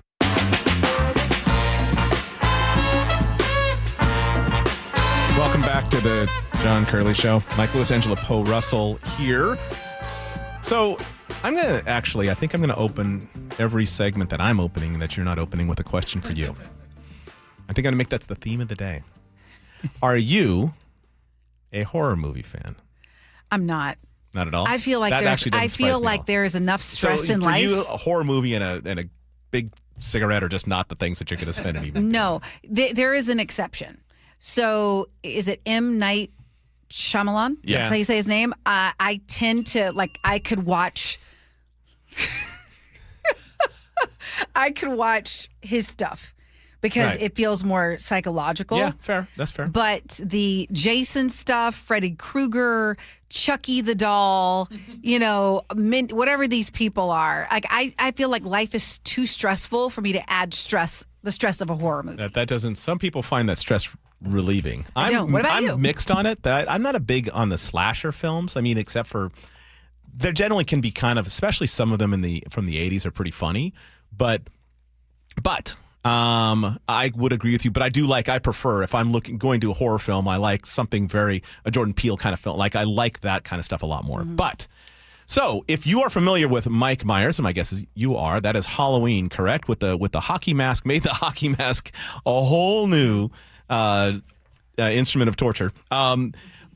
There was a gentleman who was trying to stop in New Orleans, vehicles from getting broken into, and so he put a mannequin in his truck with the hockey mask, with the Michael Myers mannequin in his truck, and unfortunately, it did not actually turn out the way he was hoping for it to. The burglars were startled by the people who were breaking into his truck were startled by the mannequin and then turned around and opened fire on the truck. 30 rounds or thereabouts were shot in the direction of that because they were so scared that it was somebody actually sitting in the truck. It turns out that it wasn't, although it could well have been that as one neighborhood. 30 rounds on something that wasn't real. Nope. At what shot? Well, but on top of that, maybe if you saw someone in the truck, I mean, it seems to me like the way I would profile most car burglars, and maybe I'm completely wrong here, is that they would just run rather than open fire on them. I mean, because you've just escalated what is a standard car prowl. I don't like it, but it's pretty ordinary as far as crimes go. You've turned that into a murder, or wanted, in this case, it's a mannequin, so no murder there. It's just, I guess, extreme vandalism or firing a weapon within city limits. But it seems kind of nuts that that's actually where this thing turned out. Well, we don't know much about the suspect. No, but if the suspect they got away in a happens Nissan to have Altima, and been we don't know doing anything some more. kind of drugs or drug involved, it's like, this is your brain on drugs, and this is what you do. And your brain on drugs it's and off horror movies, on right? The court. Yeah, that part. Okay, enjoyed the conversation. A lot more to come, but right now, I want to check in with Nate. All right, thank you. Let's see. This report brought to us by Bucky's Complete Auto Care. Let's start with the water. The Point Defiance Ferry Terminal and Mukilteo Terminals both reporting a 1 hour wait for drivers right now. Here in Seattle, dealing with our typical backup North 5. It is heavy between the West Seattle Bridge and Ship Canal. 45 minutes to get through downtown this afternoon. Again, Highway 99, a great alternate route. It is wide open in both directions. Bellevue to Linwood is a 50-minute commute this afternoon. 15-minute delay as we continue to recover from an earlier crash up in Canyon Park. It cleared almost an hour ago, but we're left with a solid backup from I-90 all the way into Bothell. Seattle to Linwood, just 35 minutes in comparison. Bellevue to Renton is close to a half hour. It is heavy from 520 through Factoria, and then it's going to open up right away for you. Seattle to Federal Way, we're at 35 minutes with your typical backup starting at Interurban Avenue. And Renton to Puyallup on the Valley Freeway, plan on 45 minutes. For 50 years, Bucky's Complete Auto Repair has earned local trust with honest pricing and guaranteed repairs. That's why they're Carfax preferred. No gimmicks, just great service. Bucky's.com. KIRO News Radio, real-time traffic. I'm Nate Connors. Local news from local voices you trust. Flights out of Joint Base Lewis McChord. KIRO News Radio. Questions about whether the Pentagon is deploying special forces to the Middle East. The news you depend on. Gas prices up 25 cents in the last week. Conversation. Then all of a sudden, Trump comes out, hey, we're having productive talks. And your Super Bowl champion Seahawks. Touchdown, Seahawks! KIRO News Radio 97.3 FM. Streaming everywhere on the KIRO News Radio app. When it comes to replacing a comfort system, homeowners want three things: quality they can trust, service that respects their time, and confidence that they're making the right long-term decision. That's where Home Comfort Alliance stands apart. As a Carrier Factory authorized dealer, they meet the highest standard for training, installation quality, and customer satisfaction. John Curley here. That's why you want Home Comfort Alliance. Home Comfort Alliance makes the process easy with the online price estimator. In just 60 seconds, you get a clear, honest quote without wasting time. Right now, when you upgrade to a Carrier cooling system, Home Comfort Alliance will give you a new heating system free. Plus, they'll handle all utility rebates and available discounts to get you the best possible value. For the world we share, choose Carrier and Home Comfort Alliance. For heating, cooling, plumbing, or electrical, call the comfort people, Home Comfort Alliance. Visit HomeComfortAlliance.com today. That's HomeComfortAlliance.com. 30 years ago, Davis Law Group was founded to be the best law firm for our clients and our community. Our core values are to win, help, and serve. It means our success is defined by the difference we make in our clients' lives and the impact we can have in our community. Not by giant settlement checks or shiny offices. Our mission to lift up the vulnerable extends beyond the courtroom to our charity partners, promoting safety, uplifting students, accident victims, foster youth, and the elderly. If you've been injured and want better results for your claim and for all of Washington, call Davis Law Group today. KIRO News Radio, the first place you turn for the news you trust. ICE agents have now been deployed to 14 airports across the country. Traffic. Did they open lanes? They just reopened all lanes of northbound I-5. Engaging conversation. If he ends this right now, it only emboldens Iran. That's a big, big mistake. And your Super Bowl champion Seahawks. A one-hander! JSN! Always here, always with you. KIRO News Radio, 97.3 FM. My name is Skip, and Congresswoman Marilyn Strickland helped me with my small business administration loan. With her help, I was able to keep my small business open, and she can help you too. Please contact Congresswoman Marilyn Strickland's office at 360-459-8514 or visit strickland.house.gov for help. Paid for by official funds authorized by the House of Representatives. Your best source for local news. KIRO News Radio, Northwest News. Now is your time to get into a new D.R. Horton home by taking advantage of its National Red Tag Sales event going on right now through Sunday, May 3rd. Stop by any of its participating communities and find select Red Tag homes at incredible pricing. So whether you're buying your first home or looking for an upgrade, you don't want to miss the Red Tag Sales event going on right now. Discover the D.R. Horton difference. Visit drhorton.com. D.R. Horton, America's builder, an equal housing opportunity builder. Pet owners and parents know the struggle. Every time dogs or kids go outside, they track mud right back in. If you're tired of scrubbing floors, you need Muddy Mat, the anti-mud mat that cleans paws and shoes before they ruin your home. Only Muddy Mat features thousands of ultra-soft microfibers that are 5 times more absorbent than ordinary mats, instantly trapping dirt and water to protect your floors. Put it by every door, under pet bowls, in the kitchen for spills. It even makes a perfect bath mat. And it's 100% machine washable, so cleanup is effortless. Since getting Muddy Mat, I don't worry about what my dog gets into. His paws are clean the second he steps off. No more mopping. I love it. Thank you, Muddy Mat. Right now, get a free medium Muddy Mat with your order of 2 or more mats at buymuddymat.com. This offer is only available at buymuddymat.com. That's buyddymat.com. Don't wait. Get your free Muddy Mat today at buymuddymat.com. Epic parties start at Staples. Now you can grab Party City balloons, decorations, and tableware, plus matching custom invites, banners, and more right at Staples. That was easy. Your best source for local news. KIRO News Radio, KIRO FM, and HD1, Tacoma, Seattle, Northwest News. This is CBS News on the Hour, your home for original reporting. I'm Jennifer Kuiper. A visit to the Mall of Louisiana turned deadly when a shooting broke out. CBS's Allison Keyes. Witnesses say people were running and crying as shots rang out at the mall after an altercation turned violent at the food court. Baton Rouge Mayor Sid Edwards says, prayers for the victims and their families. Some people were hysterical.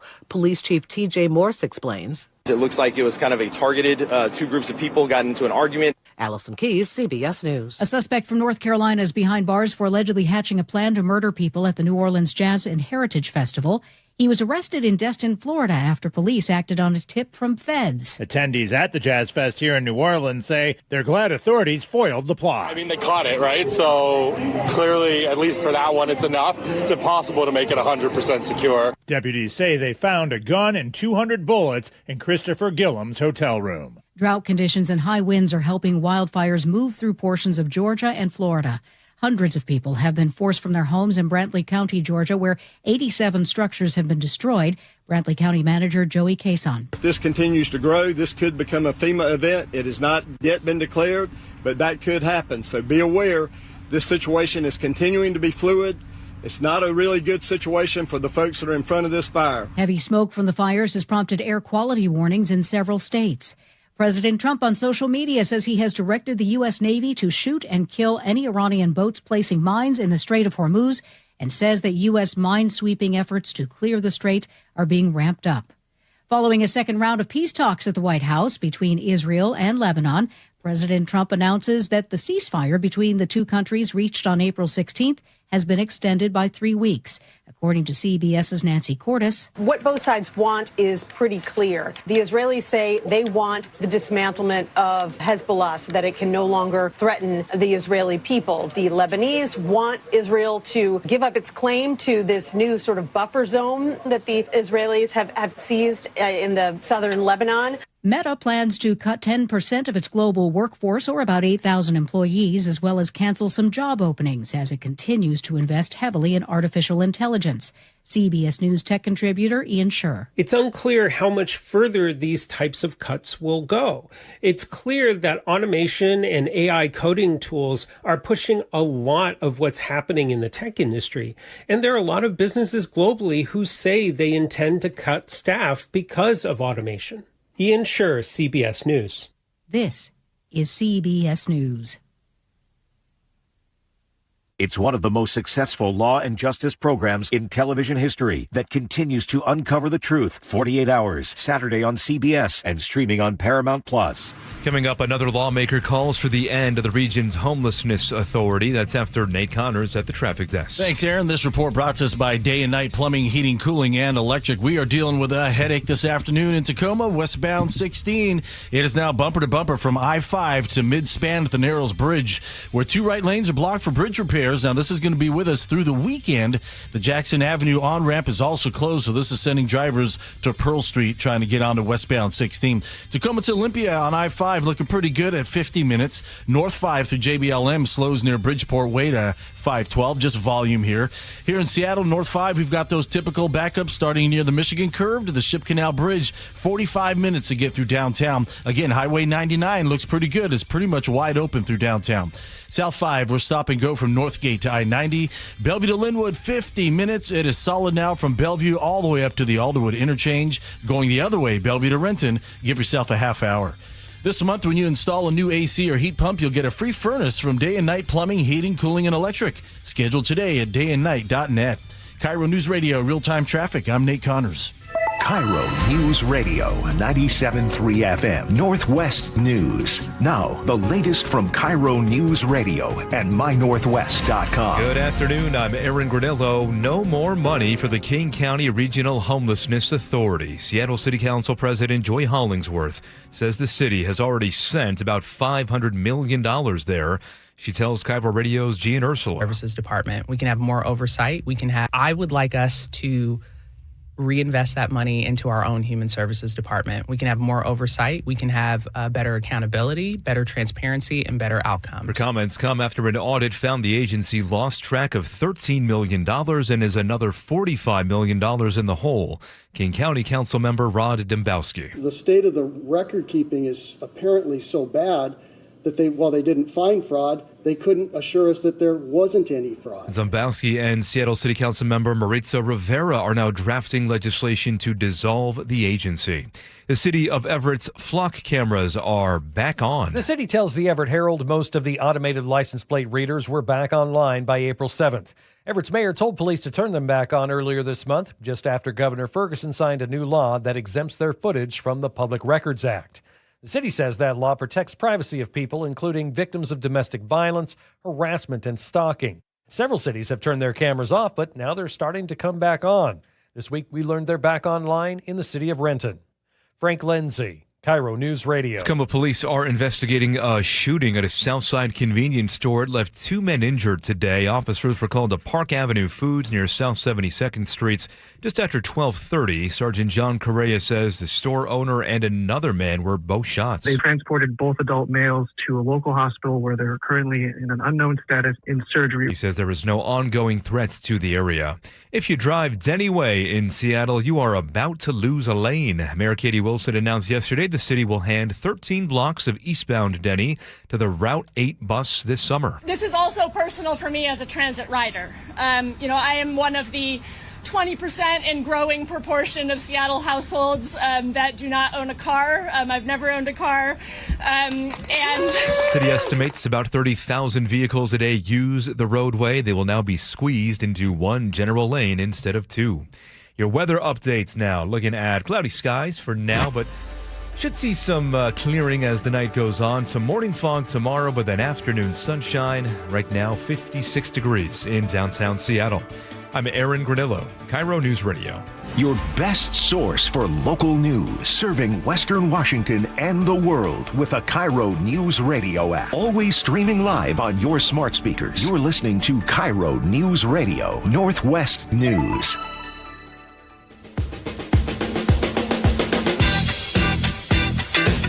There's something about this music that just gets you fired up. I love it. Welcome to the John Curley Show. He is out today. But hey, I'm here.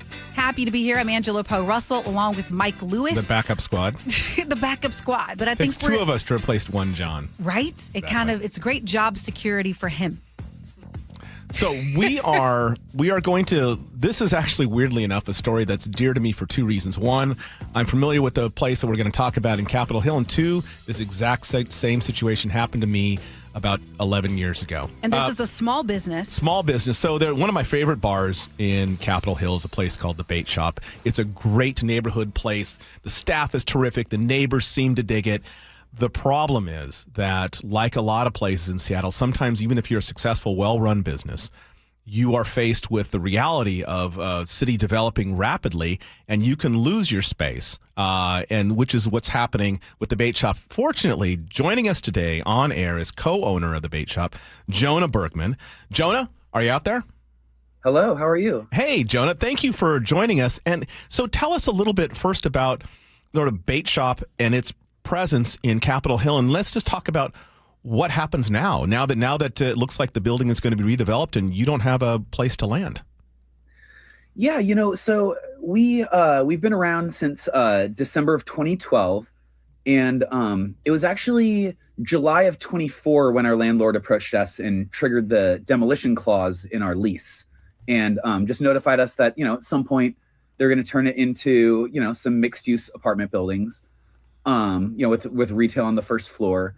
And, they went ahead with their city permitting, and, fast forward to now, our lease was technically up on December 5th of last year of 2025. So technically we're month to month, but thankfully our landlord's been very communicative and we have a good relationship with him. And so he, right now, first quarter of 27 is when he thinks, they might start the project. But obviously, as we look at, the state of the economy, the cost of construction materials, the interest rates, everything's just kind of up in the air. Right. Have you started? This is Angela, by the way. Thanks for being on. Hi, Angela. Have you started? I know so many business owners, when this has happened, they've been forced to close because it's hard finding another space. Have you started looking around, and then how much more expensive is it in other spaces? Has that process started for you to compare rents?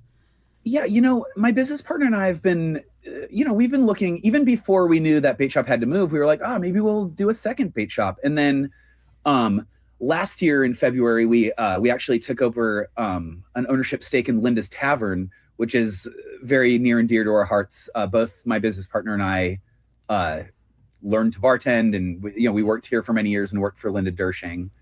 And so that kind of took us off the path of opening a second Bait Shop. But we're always looking, and we're kind of looking for a Goldilocks spot.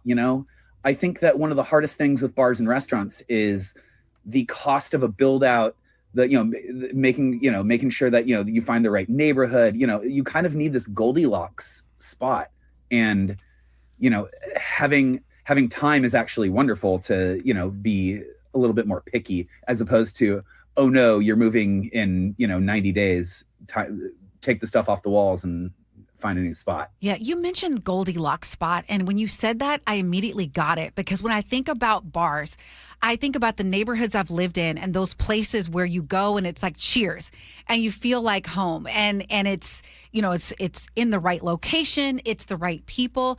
And so I could see that being a factor in trying to find that perfect place where people feel like they can easily get there and kind of make it home. And I feel like those places are harder to come by these days, it seems. I think they are. And Joan, I've got a question for you, because our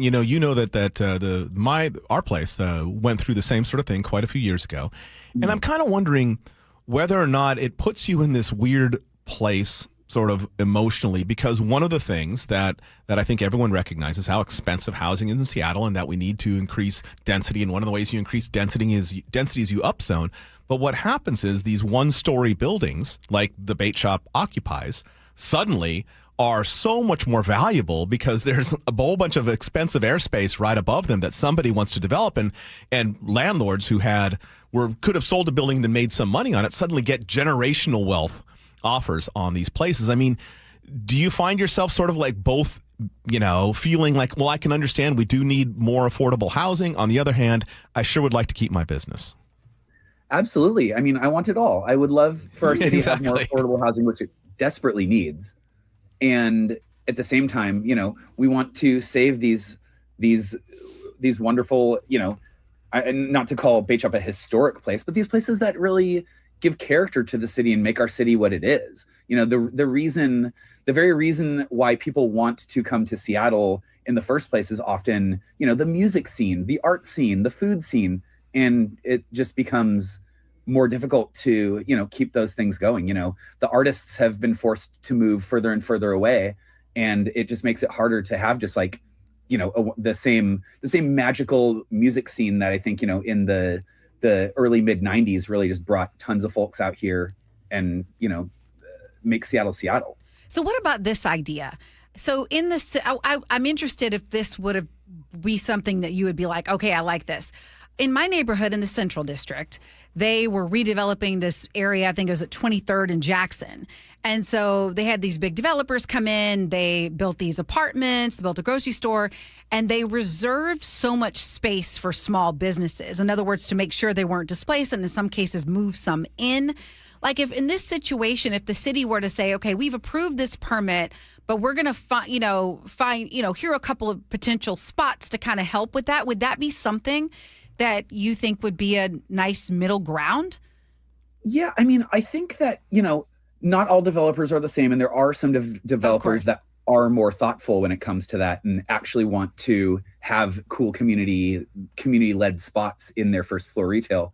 But when I look around in the city, I see so much vacant first floor retail. Oof. And I'm not saying that that's the fault of the developer necessarily, because part of it is, even with a bunch of tenant improvement money, businesses need to go out on a limb and take out huge loans if they don't have, a bunch of cash in their coffers, take out huge loans to, turn this place into what they need it to be. And then all of a sudden you're a new business in a new part of town, and, hopefully you can turn a profit in a few years. And I think that that's a big and scary undertaking for a lot of people who just have a good idea, a good recipe, some good cocktails, and just want to have, a casual neighborhood space.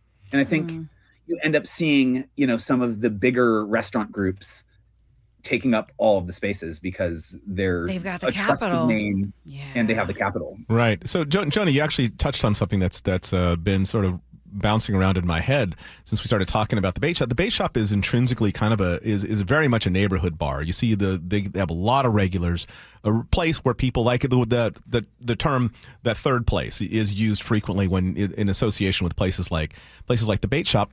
What does moving in some way? Do you feel like you're essentially starting a new business? Because I mean, people always wonder, like, why wouldn't you just move your business? One, it's very, very expensive, but two, your place on the planet sometimes is really associative with all the people. If you get 10 blocks away as opposed to 2 blocks away, that whole group of people are going to pick a new place, something that's a little bit closer. I mean, how do you feel about the idea of moving the bait shop? And is it still, other than in name, is it still the bait shop? Well, I'm torn because I actually think that bait shop it's not 606 Broadway East. Bait shop is everybody who works at bait shop. It's our wonderful staff. And anyone who's ever been there knows that it's not just our cocktails. It's not just our food. It's our staff and it's our people. And I think that in that sense, bait shop West Seattle, bait shop Ballard, bait shop, Rainier Valley could do really well. But we are a neighborhood bar. And so I think that neighborhood bars need to accommodate the neighborhood that they are in. And I think that means that, if we were to move to a completely different part of town, I think we would need to understand what that part of town is looking for and who the community is there and how we could best serve that community. That being said, we know our community at the north end of Broadway. And so, I mean, ideally, I would love to stay in our neighborhood and, keep all of our regulars and, be able to, participate and interact with the community with which we already do. It's all right. Last question, Joe, and then we'll let you go. And thank you so much for joining us. Any prospects out there? Anything that might be coming up, or is it still sort of a ground first step in looking for a new spot? Again, we're always looking. We don't have anything concrete at this point, but we have some good leads. And so, I think we're in a strange space where we know the development of that block is inevitable. You just don't see a lot of first floor, or rather, one-story buildings left in this town, and I get it. However, I don't know how much longer we have there. So, we aren't in the biggest hot rush to move, and if we find our Goldilocks spot, we're ready to take the plunge. Well, with the way city permits go, you might be okay for a little bit. I mean, I don't wish that, but Yeah. Can I ask? I know you said it was the last question, Mike, but I was particularly curious to know, Mike, you have a story of basically carrying. What was it? The bar across town? Well, not across town, but across the neighborhood. Sorry, Jonah, is there anything in the bait shop that you just know absolutely you'll go to great lengths to make sure that it's in whatever the next place is? Oh, when it's time to move, I mean, I'm taking everything. I mean, we took the urinals. Yeah. I mean, I think some of that's like, kind of transporting it. And it's like, when it's time to make the new bait shop, it will never be the same as the old bait shop, but I want it to feel the same. And I think that some of that involves taking the stuff off the walls, but so much of that is just the energy and love that you pour into the place. And, comparison is the thief of joy. It is. And Mike, I'm a big fan of your old Streamline Tavern, and I'm a massive fan of your new Streamline Tavern. And thank you. That's nice to hear. They're different places, and they feel exactly the same. So, Jonah, do you know the location of Deluxe Bar and Grill in Capitol Hill? Oh, I do. It's a kitty corner from Bait Shop. Okay, yeah, because there's a tipster on the line who says you may want to contact them. Okay. Well, there we go. It's a little hot tip. You may just want to check in. They have my favorite burgers. This is Angela also looking for a finder's fee, so just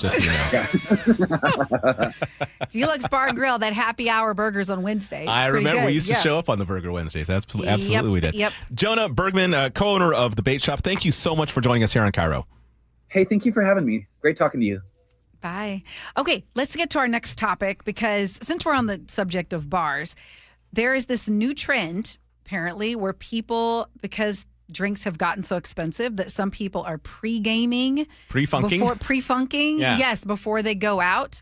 While I'm not a drinker, I can tell you that I am adjacent to people who have elected, because of the price of drinks at some of the venues, before they go out, that they drink at home. Have you seen a decline with the economy in terms of people drinking less, or are things pretty good in Queen Anne? Well, I mean, so probably, yeah, sir.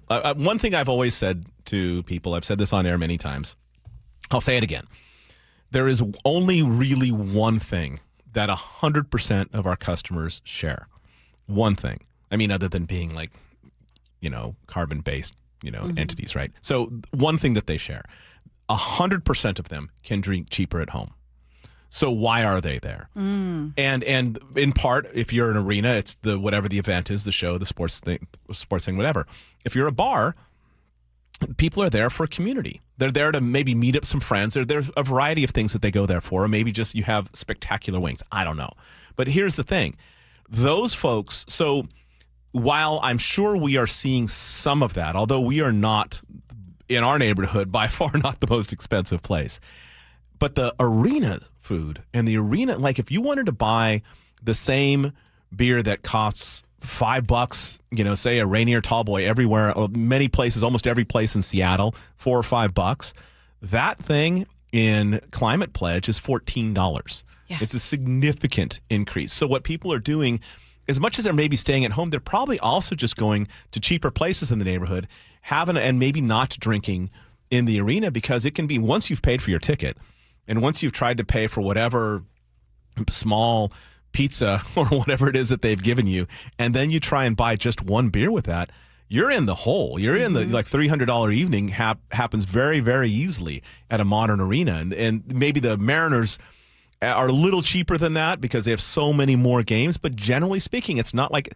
they're cheaper than other arenas, but they're not cheaper than having your pre-funk at home. And speaking of that, this is a Wall Street Journal article, by the way. Apparently, at a concert venue in Massachusetts, someone was paying $20 for a White Claw. Oh, wow. $20 for a White Claw. But they said, and according to the survey, that when they surveyed 1,000 people in the last 3 months who said they're pre-drinking before they go, or actually shifting to water, and that the average cocktail now is $13. And I know it's more expensive in Seattle, because what I usually see is about $17 for a cocktail. So very different kind of situation. But I think, to your point, people need community, and if you give folks a reason to come and be together, I think that's going to make all the difference. I think that's true, and I would also just add this quickly, is that, people are also, and we're seeing evidence of that, the amount of non-alcoholic things we sell, I think people are also just drinking less overall, regardless of price. And I don't think that that's a bad thing whatsoever. I mean, again, if they showing up for community, we're happy to serve them whatever they want. I love it. Love it. All right. I also love getting tips on traffic incidents, especially if I have somewhere to be. So let's go to Nate to see what's going on. All right, Angela. Well, we're dealing with a headache in Tacoma this afternoon. It's new, but it's going to be with us through the weekend because 2 right lanes being blocked on the Tacoma Narrows Bridge about midspan for emergency repairs. This has westbound 16 bumper to bumper from I-5 to the Narrows Bridge. The Jackson Avenue on-ramp is also closed during this duration, and it's right now taking you a half hour to get through this backup just to the bridge. Seattle to Federal Way is a half hour. Scattered backups between Interurban Avenue and 516. Here in Seattle, North 5, we've got a pretty solid backup now from the Michigan Curve to the Ship Canal Bridge. 45 minutes to get through downtown Seattle. South 5, we're heavy from Lake City Way to I-90. Over on the east side, we continue the struggle. Northbound 405, Bellevue to Linwood has spiked to an hour, 10 minutes due to a new crash in Kirkland, just past 85th. It's in your right lane. We had an earlier crash in Canyon Park that cleared about 15 minutes ago. So we're bumper to bumper from 520 to our crash scene there in Kirkland. And then from there, it's scattered backups into Alderwood. Seattle to Linwood, in comparison, just a half hour. Considering a new carrier cooling system before the summer heat wave? Get a price estimate on your phone in 60 seconds from Home Comfort Alliance. Visit homecomfortalliance.com now. KIRO News Radio, real-time traffic. I'm Nate Connors. KIRO News Radio, the first place you turn for the news you trust. ICE agents have now been deployed to 14 airports across the country. Traffic. Did they open lanes? They just reopened all lanes of northbound I-5. Engaging conversation. If he ends this right now, it only emboldens Iran. That's a big, big mistake. And your Super Bowl champion Seahawks. A one-hander! JSN! Always here, always with you. KIRO News Radio, 97.3 FM. Let's talk about your hair. Well, maybe after we talk about my hair. I've got great hair, as you know, and it's because of Advanced Hair. Yep, Advanced Hair Restoration. Their simple one-day treatment offers life-changing results that I can attest to. Guys, it's not magic, but it's close to it. They put hair where you need it most, and bam, it grows. It's actual science. Advanced Hair has top-rated physicians, modern technology, and best of all, you get your very own natural hair that begins to regrow the very next day. It's even guaranteed to grow for life. So schedule your free consultation now at 425-449-8185. Mention Curly to qualify for $250 off and 250 free hair grafts. It's a limited time offer. Advanced Hair, the winner of the 425 Business of the Year, and the team that gave me my hair back. More importantly, they'll do the same for you, guaranteed. 425-449-8185 or advancedhair.com. A rising blast, left field, grand slam, Rosarena! At T-Mobile Park, you've always got the best seat in the house. But for a truly elevated experience, you've got to be in a Mariner Suite. A suite is the perfect spot to get your game and celebration on. Birthday, promotion, engagement, company team building that actually team builds. No matter your event, we've got a suite you'll love. Group suites can fit 30 to 400 people for big-time bashes. And private suites offer just that, an upscale experience for more intimate gatherings. All Mariner Suites offer an incredible view of the ballpark, so you can't go wrong. Plus, you and your guests will enjoy premium catering, VIP parking, private Skybridge entry, and more. And season ticket members get 15% off. Reserve your suite today at mariners.com/suites. Bases clearing, 3-run double by Josh Naylor. Holy smokes, the Mariners have the lead. Mariners baseball, Trident's up. Are you in pain? Have you considered surgery or even joint replacement? Hi, everybody. It's John Curley. Before you make that decision, I recommend you see Dr. Mark Wagner, MD, at Seattle Sports and Regenerative Medicine. I did, and it's been a game changer. My doctor took a look at my x-rays and said, well, looks like you need a whole new hip. And then he said, wait, how old are you? And I told him, and then he said, well, wait, you're too young for a hip. You're just going to have to, live with the pain. We'll see in 3 years. It was horrible. Dr. Wagner is a board-certified Seattle physician with over 30 years of experience performing more than 20,000 stem cell procedures using a person's own stem cells to regenerate cartilage in their own joints. People with severe osteoarthritis, even bone on bone, are back doing what they enjoy doing without pain and without surgery. So whether it's a hip like I had or a shoulder, elbow, ankle, wrist, or knee, before choosing surgery, see Dr. Mark Wagner first. Go to drmarkwagnermd.com. Running a small business means juggling a lot. Your network has to handle it all. That's where a fiber-only provider falls short. You need a partner who gives you a greater advantage. Introducing the Total Solutions Advantage only from Comcast Business. A first-ever combination of the largest, fastest fiber-powered network, the most reliable Wi-Fi, gig speeds with equipment and security included, and a 5-year price lock. Plus, it's all backed by a 30-day money-back guarantee. The Total Solutions Advantage only from Comcast Business. A new standard for small business with reliability, security, and savings in one. Switch today. Get started with a great offer as low as $60 a month. When you add it all up, no one does business like Comcast Business. Offer ends 6/1/26. New customers only. Requires 300 megabits per second internet and security edge. 1-year agreement, eco-bill, and autopay required. Equipment, taxes, and fees extra. Most reliable Wi-Fi based on Open Signal Awards USA Fixed Broadband Experience Report, May 2025. Free consultations, no fee guarantees, 5-star reviews. JP Pendergast with Pendergast Law explains the importance of going beyond these familiar offerings. Accident victims want an attorney, Tom, that satisfies their needs. Someone who handles those needs with the highest degree of care. Pendergast Law offers the no-fee guarantees and free consultations, but these only scratch the surface. Okay, explain more. We make sure that every member of our team is genuinely passionate about helping others.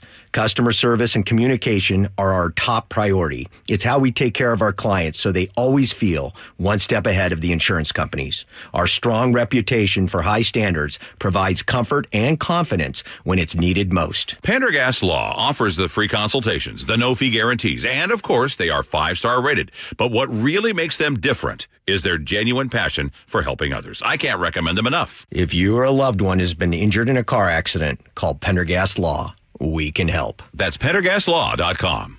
KIRO Newsradio 97.3 FM Northwest News. Now, the latest from KIRO Newsradio and mynorthwest.com. Good afternoon. I'm Aaron Granillo. There is no timeline for ending the war in Iran. President Trump telling reporters in the Oval Office today he does not want to be rushed. We'll see what happens. They have a lot of, we have no pressure. It's only guys like you with a question like that about what's your time.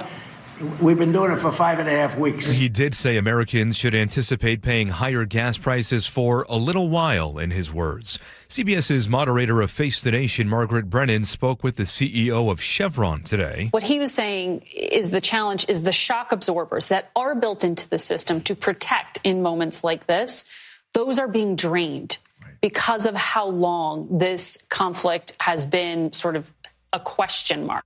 ICE agents reportedly put a man on the wrong plane at SeaTac Airport last year. KIRO Radio's Frank Lenzi reports. According to the Seattle Times, ICE put Rakesh on a plane to Alaska on May 31st. He was supposed to be on an Alaska Airlines flight to New York, where he would catch another plane to India. Alaska Airlines says ICE didn't follow procedure. Alaska says they weren't told that he would be on the flight, and despite telling ICE it was the wrong plane, ICE put him on it anyway. Rakesh spent another 16 days in detention before making it back to India. Frank Lenzi, KIRO News Radio. Microsoft is offering voluntary retirements to thousands of employees. This is unprecedented for the company. GeekWire estimates about 7% of Microsoft's workforce in the U.S. would be eligible. And GeekWire's Todd Bishop will join us live coming up next hour. Facebook parent company Meta says it plans to cut 10% of its global workforce. CBS News tech contributor Ian Scher. It's unclear how much further these types of cuts will go. It's clear that automation and AI coding tools are pushing a lot of what's happening in the tech industry. And there are a lot of businesses globally who say they intend to cut staff because of automation. And Meta announced last month that it's cutting 168 jobs across Seattle, Bellevue, and Redmond. Those take effect this May. Now to the real-time traffic desk. Here's Nate Connors. And this one brought to us by Subaru of Puyallup, Tacoma. Westbound 16, you're bumper to bumper from I-5 across the Narrows, well, it's about mid-span on the Narrows Bridge. We've got 2 right lanes blocked there mid-span for emergency repairs, and this closure will be with us through the weekend. That leaves 2 lanes open, including the HOV. And during this closure, the HOV lane is open to all drivers. The Jackson Avenue on-ramp is also closed. Tacoma to Olympia, plan on 50 minutes. You've got backups through JBLM. And again, heading into Olympia. Seattle to Federal Way is a half-hour drive. Typical backups this afternoon from interurban down to 516. North 5 into Seattle, again, a typical backup, but it is thick at the West Seattle Bridge to the Ship Canal. 45 minutes to get just through downtown Seattle. South 5 is heavy from Lake City Way to I-90. It's 25 minutes from Linwood to Seattle. Bellevue to Linwood is an hour and 10 minutes because we've got a crash in Kirkland just past 85th in your right lane. All day we've been struggling, and you're bumper to bumper from 520 into Alderwood. Seattle to Linwood, in comparison, is just a half hour, so go that route if you can. With high gas prices, now's the time to buy a hybrid or all-electric at Subaru of Puyallup. Great selection and pricing at your stress-free dealership, SubaruofPuyallup.com. KIRO News Radio, real-time traffic. I'm Nate Connors. And we are slowly starting to see some of those clouds break up, increasing clearing overnight, then some fog tomorrow morning, but sunshine by the afternoon. Right now, 57 degrees in downtown Seattle. I'm Aaron Granillo, KIRO News Radio. Your best source for local news. You're listening to KIRO News Radio, Northwest News. It starts on your street and your home with a problem you're struggling to solve. That's where KIRO 7 Investigates comes in. They show up, they ask hard questions, they get you answers. When your story is seen, change isn't just possible, it's already happening. Watch KIRO 7 News weeknights, 5 to 6:30 p.m. and at KIRO7.com/investigates. This hour brought to you by Bucky's Auto Repair. Welcome back to the John Curley Show. Angela Poe Russell is here. I am Mike Lewis. And it turns out that, in fact, you are pretty likely maybe to be involved in this. At least some of you are. At least, 40% of you probably are involved. Nearly 2 in 5 Americans went no contact with a loved one this year. It's a big story, and it's a big study rather that has come out, and apparently people are choosing, rather than what happened when I was a kid, was you do it like Thanksgiving, you'd have to deal with relatives, and you just put different buckets from the angry ones to the weird ones. That's the crazy uncle. To the drunk ones, to the whatever. You were going to the ones who hugged just a little too much. You had these relatives, but you just kind of soldiered through it when you would go over for Thanksgiving, you'd go over for the 4th of July or whatever it was, the relative get-together, Christmas, what have you. Now, in this very, very sort of polarized environment that we seem to be have moved into over the last decade and a half, people are actually going no contact with relatives. Now, before we get into some of the details of this, quick question, are there relatives, Angela, that you would go no contact with if you could, or would you consider that as a possibility? I have no one like that, and I would consider it as a possibility for what I believe to be a good reason. My concern in reading this report is that when they asked them the reason for going no contact, we expected something like an ultimate betrayal or abuse or whatever, but it was just a lack of respect, just not good for my mental health. Right. So and this is, and what the study characterized this, that people are seeking, rather than sort of working or finding some sort of way to cope through it, they're just going straight for avoidance. Like, I just want to remove that person from my company or myself from their company, just because I don't have either the toolkit or the desire or the patience to actually work through it. And I feel bad because I am being a tad judgmental, and I really want to step back and kind of try to understand. And so, since I'm not a Gen Z, because they say this is happening with Gen Z, by the way, when they looked at the survey of people. Yeah, and it's not certainly with my generation. Yeah, right. So this is definitely more of a Gen Z situation. So I'm like side-eyeing like to the left, like, Ella, do you want to wait? I mean, I know that you don't represent your whole Gen Z generation, but maybe you have friends and maybe you've heard of this kind of thing and can explain. Yeah, I honestly think, Mike, you were like right on the money. I think there's a certain amount of people who are just finding it easier these days to just disconnect. And I was kind of tying it back earlier when we were talking about this to like social media. I just feel like people's attention spans and, you know, connection with each other is starting to just kind of dilute.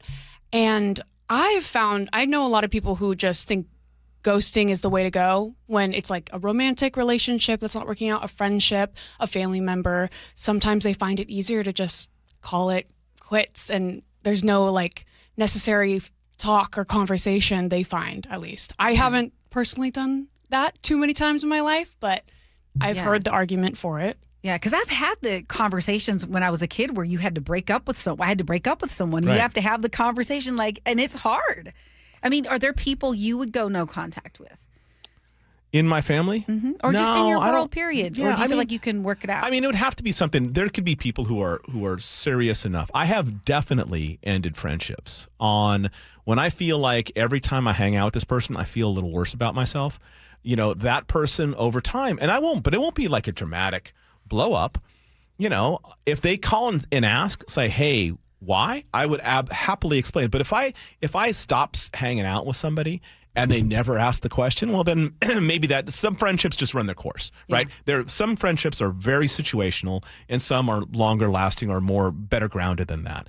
So those ones would be mostly in the category. I wouldn't say that with anyone in my family, I've never done the and I wouldn't. And my family is all over the political spectrum. I mean, and I feel weirdly like in the moment, maybe not as lucky because I'm kind of like, how could you possibly believe that? But on the other hand, I feel like whenever I am getting like, you know, spun up by somebody with views that I find maybe narrow or offensive or mean-spirited, or I also would say that I have members of my family who probably feel the same way, but then I watch them in practice and every single one of them would give you a couch to sleep on immediately, would take care of you if you needed it. Like they're all incredibly generous people. And so I remind myself when I'm getting frustrated with somebody who I don't know as well, and I got like, they probably have some of these qualities too. You know, I am using too few data points to make a big assumption about somebody, even though I find those particular data points, you know, kind of upsetting. Yeah. You know, looking at this from another perspective, because again, I go back to Gen Z, because even though it said you gave a certain percentage, for Gen Z, that number is 60%. Yes, like 60% have gone no contact with someone. That's more than half, right? And so I wonder, maybe there is some wisdom in kind of not wasting time and kind of deciding who you want to be with. So I could see that angle. The challenge is there is a loneliness crisis. And so is this part of it, that if we don't work through things, how can we get a deeper relationship? And again, I'm not talking about when you are around someone who's abusive or has absolutely. We're definitely not talking about or violent that. Or something like but that. Of course, I do find that sometimes when you work through things with people, there can be a deeper connection because it feels real. Ella? Does that make sense? Ella, why don't you weigh in on this one? I completely agree. I do think it's like we've normalized this no contact, just, you know, the easy way out. Is it like cancel culture? Honestly, it could tie back to that. I could totally see that argument. Maybe we just have stopped putting in the time in relationships in general. I think that's part of the loneliness epidemic, is that we're just not taking the time anymore to really get to know each other. And when we don't maybe click with someone, it's just easier to walk away rather than try to make something work. Yeah. I mean, I don't know. That makes sense to me, because if you think about the dating apps, right, they give you this, it used to be, you know, you go out on a date, you take time to get to know someone, and then you don't like them, you move on, or you stay together. With the dating apps, you get this sense, well, oh, you looked at me the wrong way, swipe left. Oh, we went out on one date and they didn't put their napkin in their lap, go to the next person. And then it just seems like it's this forever cycling, feeling like people are just expendable because there's someone else waiting. Yeah. Well, for I think if that I just swipe. They spend people the way they would a trust fund, right? I mean, like, it's not money that they earned. So they're just like blowing through people because they know that there's more available, right? I mean, maybe sometimes when you actually don't have more available, maybe you spend a little bit more time with a person to find out who they actually are. I don't know. I've never used a dating app, so I don't know. Well, right? I have. And but it's time for traffic. Saved by the bell. Saved by the bell. All right, this one brought to you by You're Lucky. Global Credit Union has our update. Everett westbound 2 at the EB Slough. We've got a crash fully blocking that off-ramp. We've got about a mile plus backups on both Highway 2 and 204 heading this way. Everett on the main line of North 5. We're crowded from 526 up to Highway 2. By the time you hit Highway 2, you're in the clear. Everett to Seattle, just 40 minutes. Everett to Bellevue is just 35 minutes. Now, Seattle to Everett looking pretty good as well at 45 minutes once you pass the Ship Canal Bridge. Bellevue to Everett, though, an hour 25 minutes. It's an hour 10 just to Linwood with scattered backups from Bellevue to Canyon Park. You're stuck in second gear through Kirkland. We just cleared that crash, though, just past Northeast 85th, so this gives you back a lane, and this should start to open up some of this backup. North 5 into Seattle, solid from the West Seattle Bridge to the Ship Canal Bridge. 45 minutes just to get through this. And then South 5, you're heavy from Lake City Way to I-90. Global Credit Union, where members enjoy no-fee accounts and early payday with direct deposit. Learn more at globalcu.org. KIRO News Radio, real-time traffic. I'm Nate Connors. Choke Points with Chris Sullivan. With Choke Points, we try to answer listeners' questions. It can be as simple as a neighborhood stop sign, or it can be as big as the budget for transportation. I don't care. I'll find the answer for you. It's really easy to get a hold of me at mynorthwest.com. We have a direct link there that gets right to me. You can also do it in the app. You can hit me up on the text line. Choke Points, presented by Carter Subaru. Tuesdays and Thursdays on KIRO News Radio 97.3 FM. Be advised, this is your opportunity to save up to 40 to 80% on a hot tub or swim spa. This weekend only, Friday through Sunday, Washington State Fairgrounds Event Center. Be advised, this is your opportunity to save up to 40 to 80% on a hot tub or swim spa. This weekend only, Friday through Sunday, Washington State Fairgrounds Event Center. 18-month interest-free financing. Our factories have demanded we sell 1,000 hot tubs and swim spas this weekend. Washington State Fairgrounds Event Center. Huge factory incentives, factory rebates, this weekend only. Washington State Fairgrounds Event Center. We can remove your old hot tub. Free delivery of your new hot tub. Deep discounts. Washington State Fairgrounds Event Center. Free delivery of your new hot tub. Just relax and enjoy. Washington State Fairgrounds Event Center. Friday, 2 p.m. to 8 p.m. Saturday, 10 a.m. to 8 p.m. Sunday, 10 a.m. to 6 p.m. Free admission. Free delivery. Washington State Fairgrounds Event Center. Call 833-SPA-SALE or visit hottubandSwimSpaSale.com. Holy smokes! The On Cruise Adventures Rick Riz Show. What happened at the ballpark yesterday? Sparky's sitting on my scorebook here, my cat. Friday mornings at 8:15 on Seattle's Morning News. Hey, John, why don't you tell everybody why you started going to Longevity Medical Clinic? No, I don't want to do that. I can tell you, I started going to Longevity Medical Clinic before I started doing these commercials, but that why I went is not important. Oh, it absolutely is. Okay. I'll tell you. I was a Sammamish City Council member, and whenever they had asked me to do the Pledge of Allegiance, I couldn't make it through the whole thing without crying. I know, it's so dumb. I mean, I know I'm patriotic, but what the heck? So I go into Longevity Medical Clinic, and I explained this to them, that there's something wrong with my hormones or something, and they see the testosterone and the estrogen are all out of balance. We balance all that stuff, and I can do the Pledge of Allegiance without crying. But I've also noticed that I deal with stress a lot better, don't I? Yes, you're a lot easier to live with because you're getting more sleep, you have more energy, you're better organized, and I'm not helping you look for your car keys every morning. Right, because now I've taken the steps to take care of my mind and body. I strongly recommend anybody get the free health analysis at lmclinic.com. That's lmclinic.com.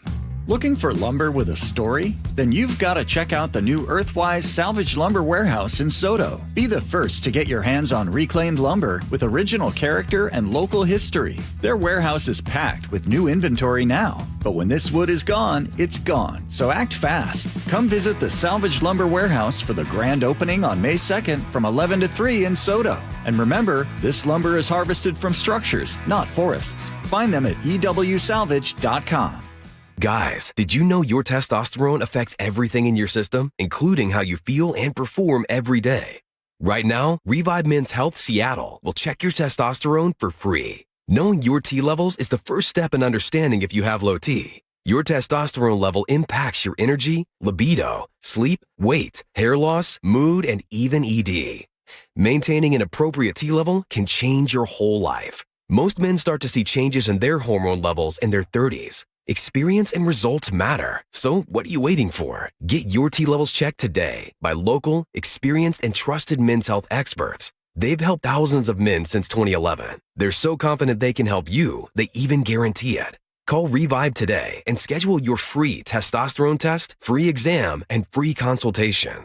Call Revive Men's Health at 206-529-1111. That's 206-529-1111. Or visit ReviveMen'sHealth.com. Eric Johnson here. I spent the past 30 years working to help make our community better informed, better protected when it comes to consumer issues, and better equipped to take on whatever life throws at us.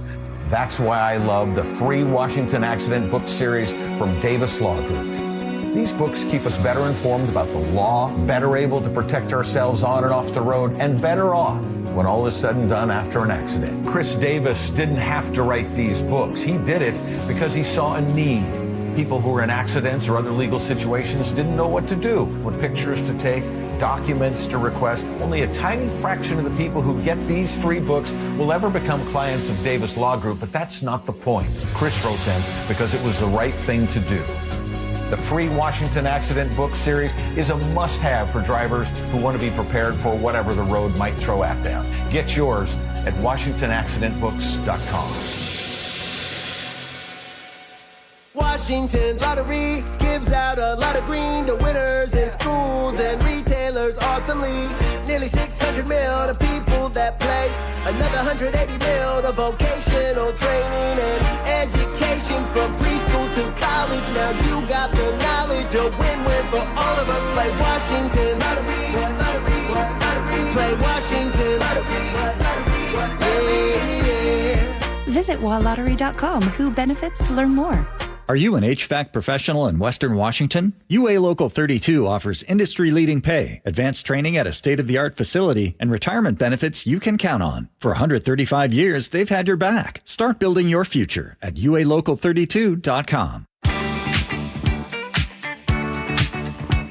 Welcome back to the John Curley Show. So, do you use...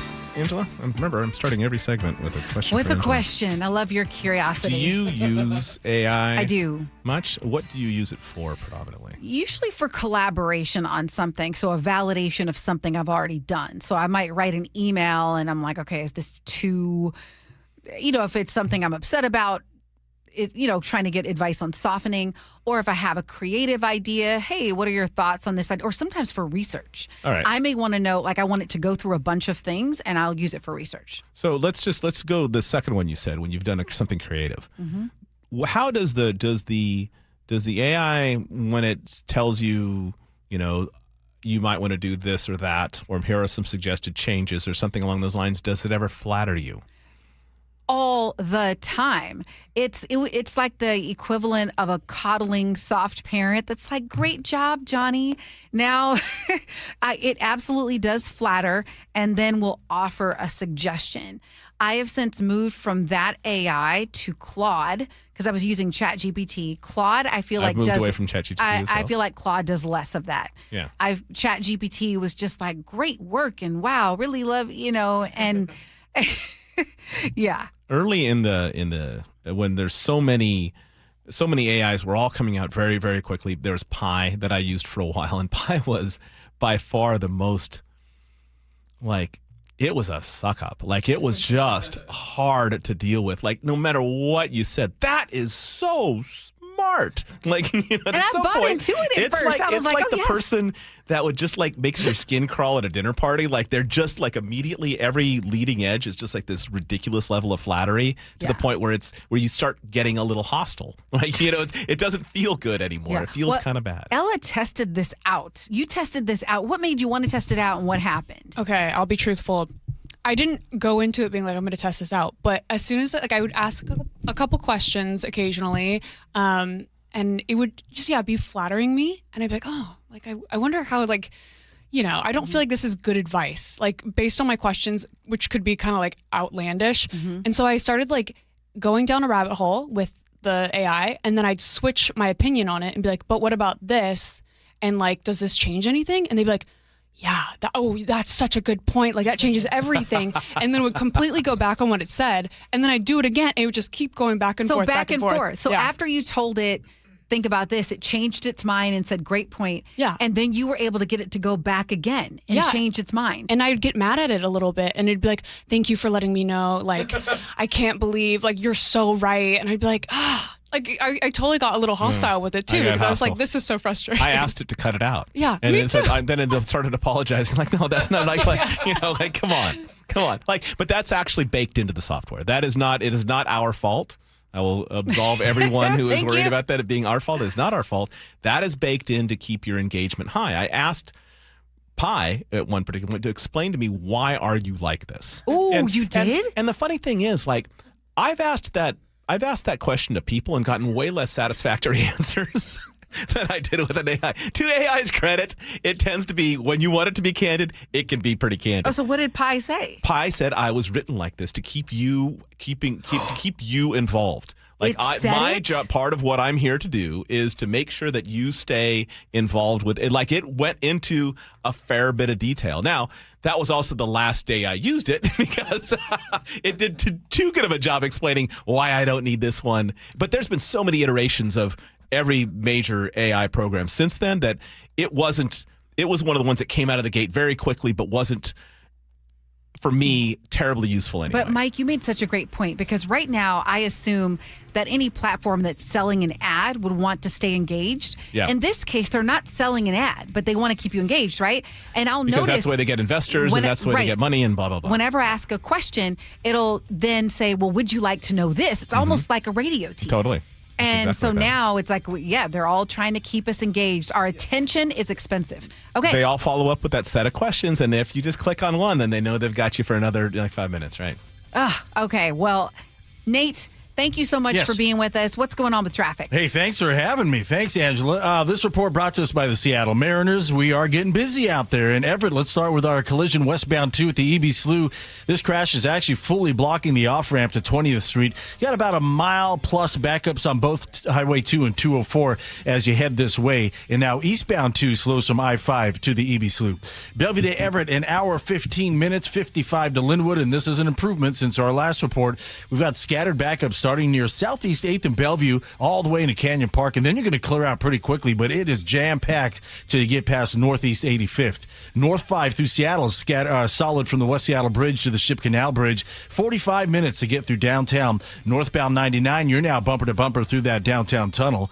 Crossing the lake from Bellevue to Seattle, it's a 40-minute trip on 520. Bumper to bumper from Mid-Span over to I-5. Half hour on I-90. You're slow from Bellevue Way all the way to I-5. And Bellevue to Renton, plan on a half hour. It's solid from 520 all the way to Cold Creek Parkway. Then it opens up fairly quick for you. Randy Johnson Number Retirement Ceremony Night presented by T-Mobile is Saturday, May 2nd. Get your tickets at mariners.com. KIRO News Radio, real-time traffic. I'm Nate Connors. Local news from local voices you trust. Flights out of Joint Base Lewis McChord. KIRO News Radio. Questions about whether the Pentagon is deploying special forces to the Middle East. The news you depend on. Gas prices up 25 cents in the last week. Conversation. Then all of a sudden, Trump comes out, hey, we're having productive talks. And your Super Bowl champion Seahawks. Touchdown, Seahawks! KIRO News Radio 97.3 FM. Streaming everywhere on the KIRO News Radio app. What if you could have the most reliable Wi-Fi? And get this, what if you could keep it at the same price for 5 years? That's the Xfinity 5-year price guarantee. Just 5 years of fiber-powered Wi-Fi that boosts speeds to the devices that need them most. That finds and fixes problems before you even notice them. Like super intelligent Wi-Fi with a 6th sense. And that keeps you gaming in the fast lane, even when the whole family's banking on bandwidth. And here's the best part. No annual contracts, no hidden fees, and our best equipment included. Plus, get online in minutes with same-day Wi-Fi. Hey, let's face it, a lot can change in 5 years. Kids grow taller, dreams grow bigger, but your Wi-Fi, it would stay reliable and the price would stay put. The Xfinity 5-year price guarantee. Lock in your price and unlock the possibilities.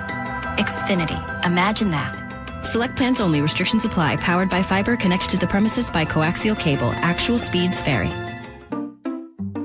We just want to have enough money for retirement. And travel to visit our grandchildren. I understand. That's why at Fisher Investments, we start by getting to know each other, so I can learn about your family, lifestyle, goals and needs, allowing us to tailor your portfolio. What about commission-based products? We don't sell those. We're a fiduciary, obligated to act in your best interest. So how do your management fees work? We have a simple management fee based on the value of your portfolio.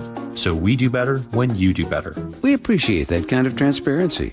We also check in with you regularly to keep you up to date on the markets and your portfolio. Well, what other services do you offer? As a client, you have access to resources on investing, financial planning, estate planning, Social Security, Medicare, and more. Wow, sounds like Fisher Investments has everything we need. At Fisher Investments, we're clearly different. Learn more at fisherinvestments.com. Investing in securities involves the risk of loss. Nick, you know what my dad always used to say? Oh, which thing? Let me guess. If you put anything on a hot dog besides mustard, it's un-American? Okay, that's true. Okay, but no, about the word worry. Remember he used to say about the word worry? Yes, that it's not a verb, but it actually is. I know it's a verb, but Nick, his point was nothing comes from worrying. You can sit here and worry about all the news and all about the chaos in the world. You worry about your health, but nothing comes of it. You have to take action. Right. Like, for instance, you and I, we go into Longevity Medical Clinic. That's an action. It's about taking that action. Like, people can go to Longevity Medical Clinic, take the free health analysis, and then they can find out how they're aging and the things they can do in order to slow down the process to have a big, full, rich life so you can enjoy a hot dog with whatever you want on it. And now worry is a verb. See, there you go. So it all starts for you taking action.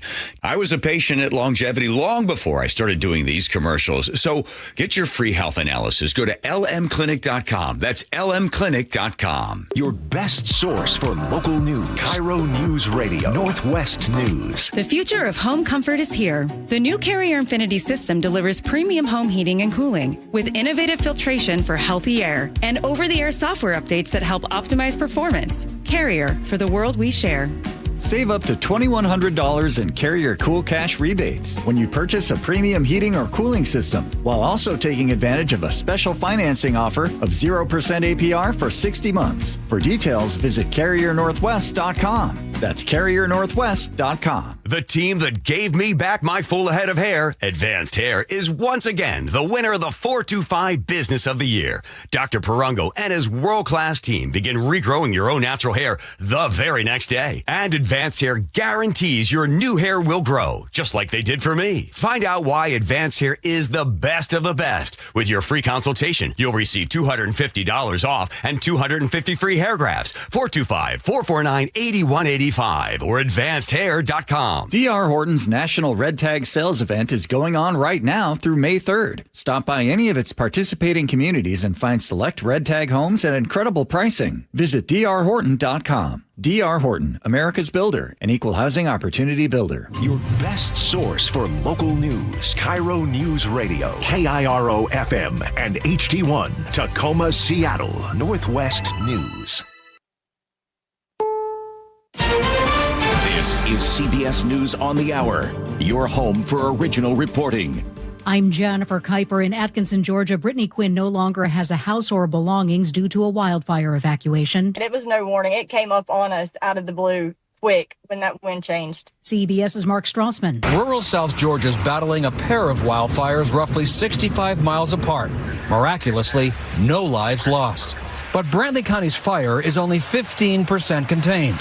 Flames have taken 87 homes, and some homeowners are ignoring calls to evacuate. Two groups of people got into an argument and shots were fired inside the Mall of Louisiana in Baton Rouge. Police Chief Thomas Moore says they have 5 suspects in custody and... We have 5 victims at one area local hospital, one of which right now we can confirm is deceased, 1 is in surgery, and 3 have minor injuries. We have another victim at a different area hospital with very minor injuries. So 6 total victims related to this incident. Lafayette's mayor says the victims include 3 high school seniors in her city.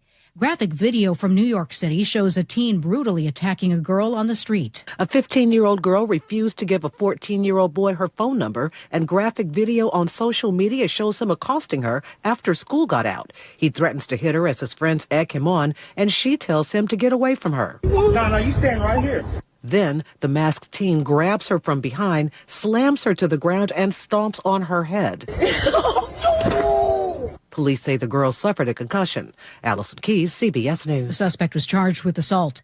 U.S. soldier involved in the military operation to capture Venezuelan President Nicolas Maduro has been charged with using classified information about the mission to win more than $400,000 on the online prediction market site Polymarket. Sources tell CBS News the Trump administration is discussing a $500 million bailout of Spirit Airlines. CBS News travel editor Peter Greenberg says higher fuel prices are hitting airlines hard. JetBlue already had a debt of $8 billion. They were paying $600 million a year in interest on that debt. In the last 6 weeks, their jet fuel bill went up $1 billion. That means they're having a debt load now of $9 billion. That's not sustainable. And you're seeing that all across the board.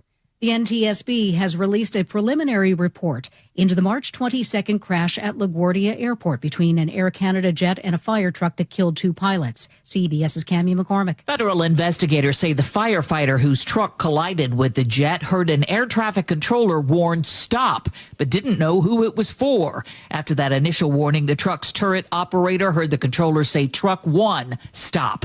But by that time, the truck was already on the runway. This is CBS News. The stars shine brighter on CBS Morning. This is a slam dunk. So cute. Gail came in singing for me today. On CBS Mornings. Coming up, another lawmaker calls for shutting down the region's Homelessness Authority. That's after Nate Connors at the real-time traffic desk. Thanks, Aaron. Subaru of Puyallup has our update, and it is a busy commute out there. We've got a few new crashes since our last report. Let's start with Sumner, northbound 167, approaching 24th Street. This one blocks your right lane. Olympia, southbound 101, right at the ramp to southbound I-5. A stall partially blocks that ramp. In South Center, southbound 405 at I-5, a collision blocks your right lane. You're sitting in a bumper-to-bumper backup already, starting at 167.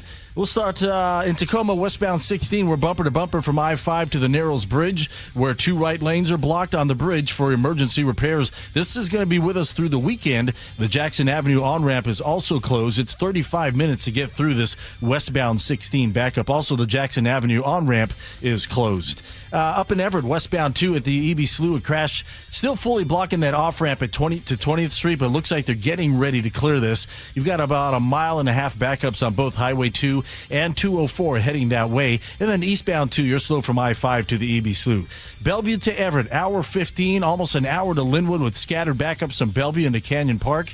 North 5 through Seattle is packed from the West Seattle Bridge to the Ship Canal Bridge.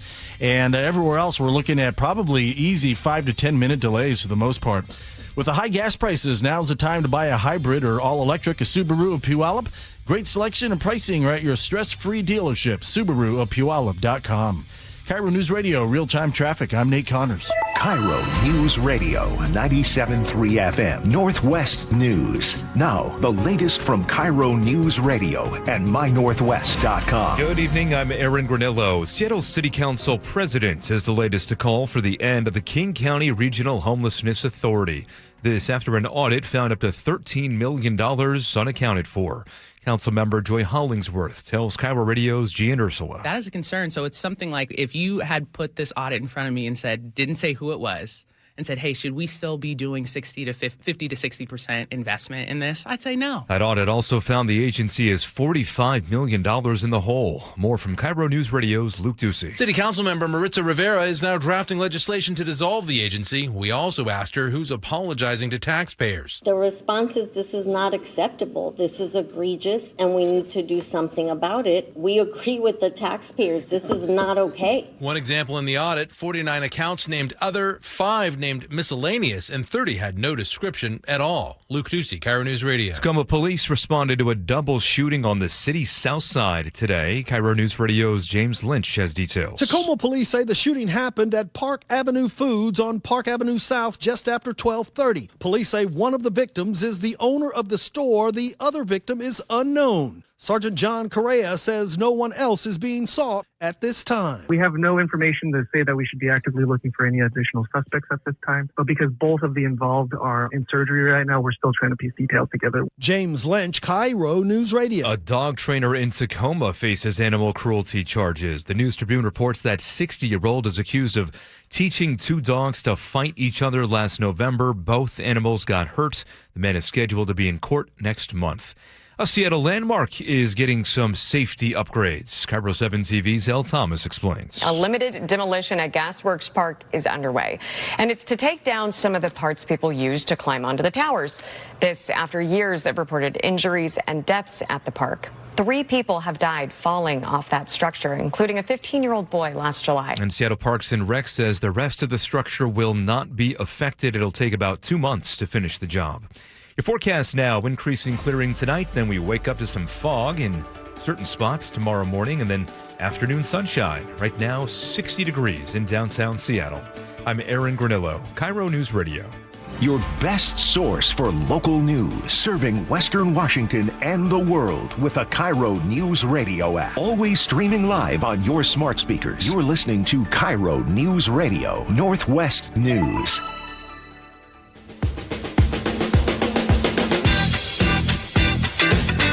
Okay, it's Friday's Eve, right? It's Friday's Eve. Oh, that's true. It's Friday Eve. Call it that. Yeah, Thursday. Absolutely. I'm Angela Poe Russell along with Mike Lewis. We are filling in for John Curley today on the John Curley Show. We are glad to have you with us. Kicking off this hour, we're talking about Microsoft. They've been in the news a lot in the last year related to building up AI and layoffs, but this is a little different, a twist. It's a weird one. This is actually one of the kind of oddly most surprising stories of the day.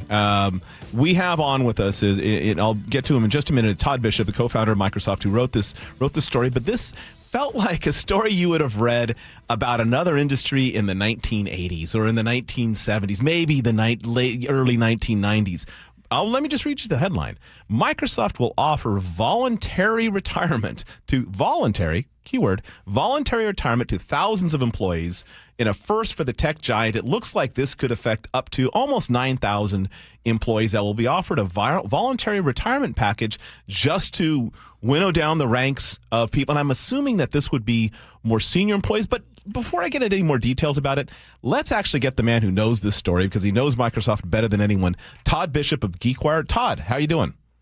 I'm doing great, Mike, and good to see you, Angela. And I have to say, Mike, for anybody who just heard that Freudian slip of yours, I am not Paul Allen nor Bill Gates. I'm co-founder of GeekWire, not Microsoft. I was like, wait. Okay. But you've been there almost as long. So I'll take it as a compliment. Yeah, thank you. Thank you for the correction on that. So co-founder of GeekWire, absolutely, with John Cook. So Todd, tell us a little bit were you as surprised by when you found out about this story as I was when I read it? Shocked.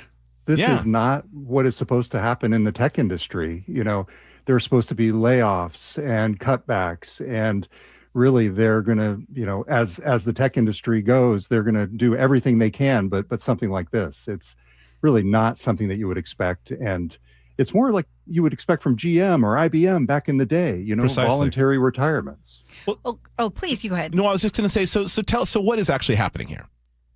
Yeah, so this is the first ever voluntary retirement program at Microsoft. They're going to be offering it to people who have basically an age plus years at the company that equal 70 or more. So say you're 50 years old and you've been at the company for 20 years, you would qualify for this. It's also only within a certain band. So senior executives will not be eligible for this. For folks who know the Microsoft layers, it's basically 67 and below, if I understand correctly, level 67 and below. And bottom line, they expect out of, about 125,000 US workers in the United States at Microsoft, about 7% of them will be eligible, which translates to about 8,750 people potentially taking early retirement. And then I've heard rumors that maybe they think about half of them will take it. So you're talking about a few thousand people potentially impacted by this, being able to take advantage. So here's my theory on why I think a lot of people will take it, because this deal is pretty sweet, Mike. it includes a healthcare component. And for so many people, their barrier to retiring isn't the entirely money. that, right? It's the health care. It's like, and so they're saying, hey, you could be 50 years old, take this money and have the medical component. And Todd, I see you nodding your head. It makes me feel like Microsoft is pretty motivated.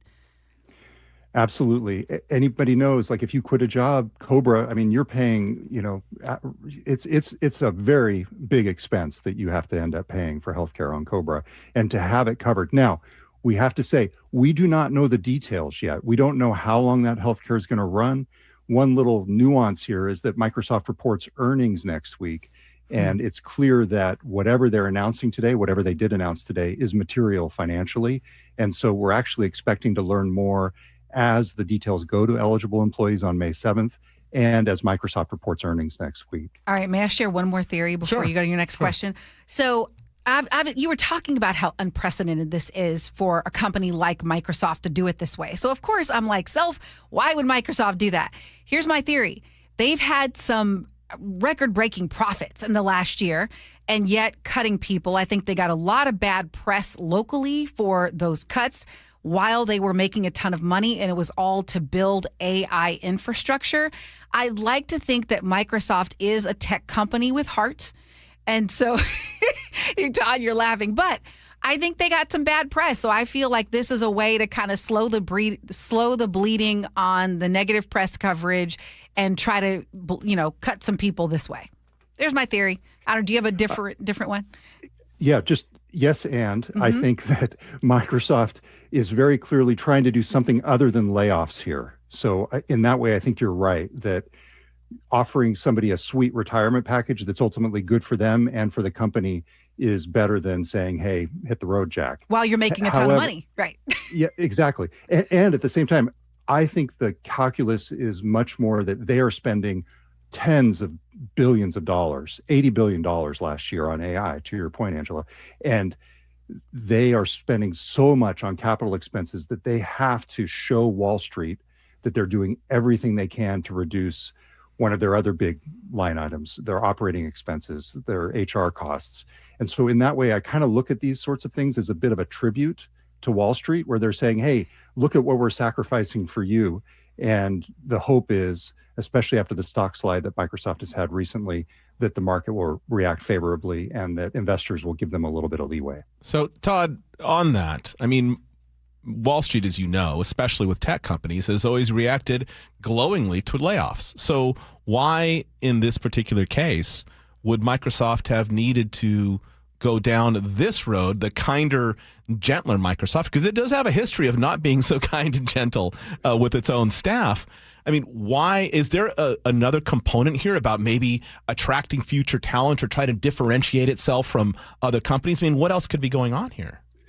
Possibly, although this is a one-time thing. Yeah. And these folks are only going to have a one month period to pick it. Keep in mind, this is basically part of a portfolio of expense reduction that Microsoft is trying to take on here. You know, they laid off 15,000 people last year. In February, they started bringing people back to the office if they're within a certain distance of Redmond 3 days a week. And so you can see here that they're trying to do everything they can to, sort of winnow the field, as it were, and streamline their operations. And I think this is just the latest component. Are they going to, and I know that this is true with, say, big discussions about trying to get voluntary retirement. Even the Associated Press is trying to do the same sort of thing nationally to get its numbers down to a more manageable level. Is Microsoft in the position now of saying you have to apply for this, but if we really need you, you're not getting this package? Or is it really something that anyone in a certain category can opt into? It seems like this is, if you meet the requirements, that you'll be eligible. In fact, I was talking with one manager at Microsoft today, and one comment he made was he's actually concerned looking at his direct reports and seeing how long they've been at the company, their age, their tenure, and the thing. He's worried he's going to lose some really good people. And so in that way, I think you're seeing this be, kind of absolute. If somebody is qualified, my sense is that they're going to be able to take this package. So while we have you here, can we talk about AI for a moment? I mean, we just keep me on for the hour. Yeah. Yeah. I mean, Microsoft has made its decision. Meta, I just saw a headline on the screen about cuts happening. And so, there's all this investment in AI. And at the same time, I feel like there's this slow building swell of people saying, what is the cost of this? Not only to humans, but it's all humans, but data centers and the environment and the water and electricity. And I wonder, and I hear it a lot from the Gen Zers that are like, what is this doing?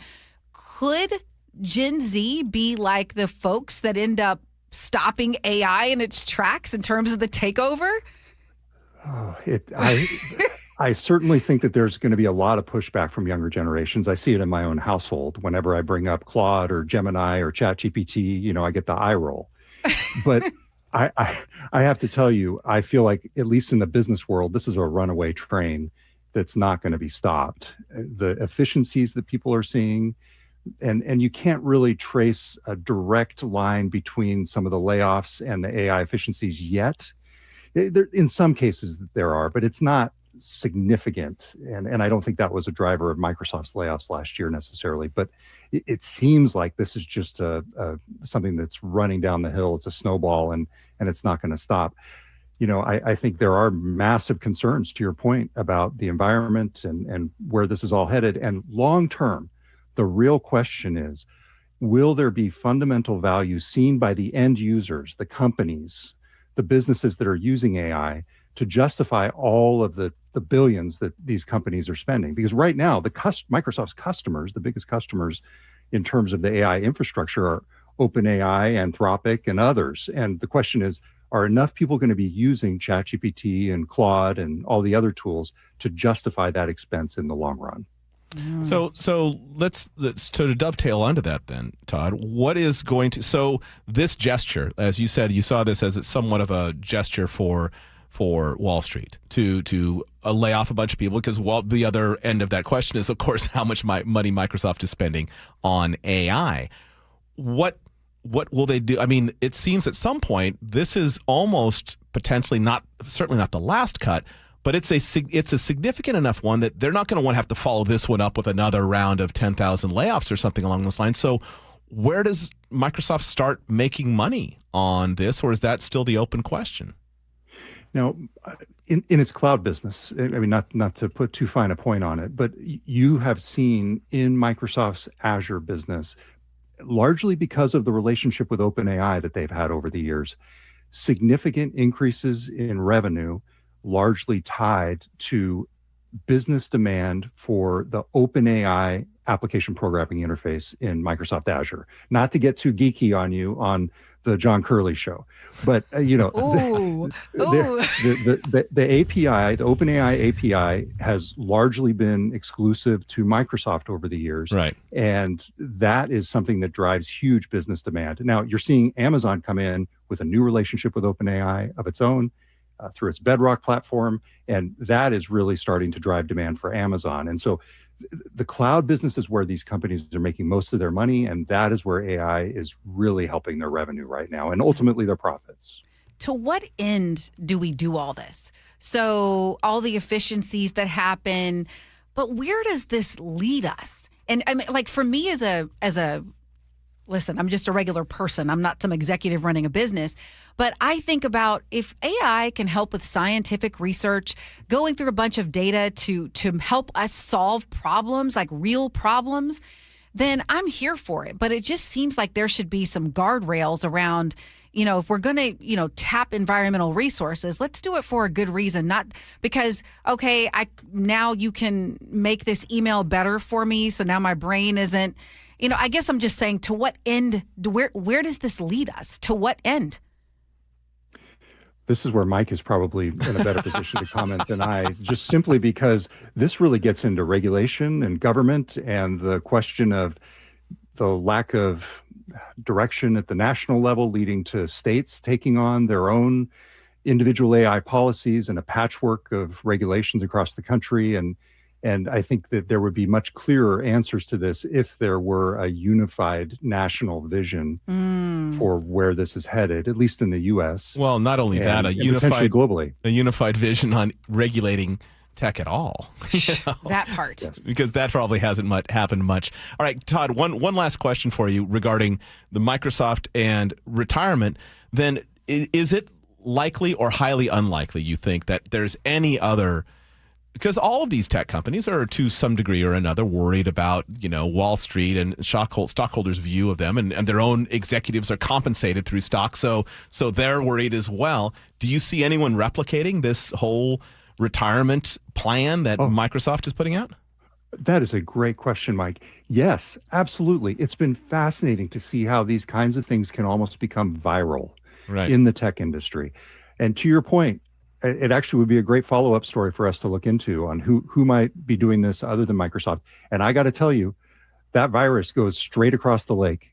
I would not be surprised to see Amazon in 3-4 months come out with something very similar. But it would be an Amazon-style retirement, which is going to be smaller and narrower and cheaper, right?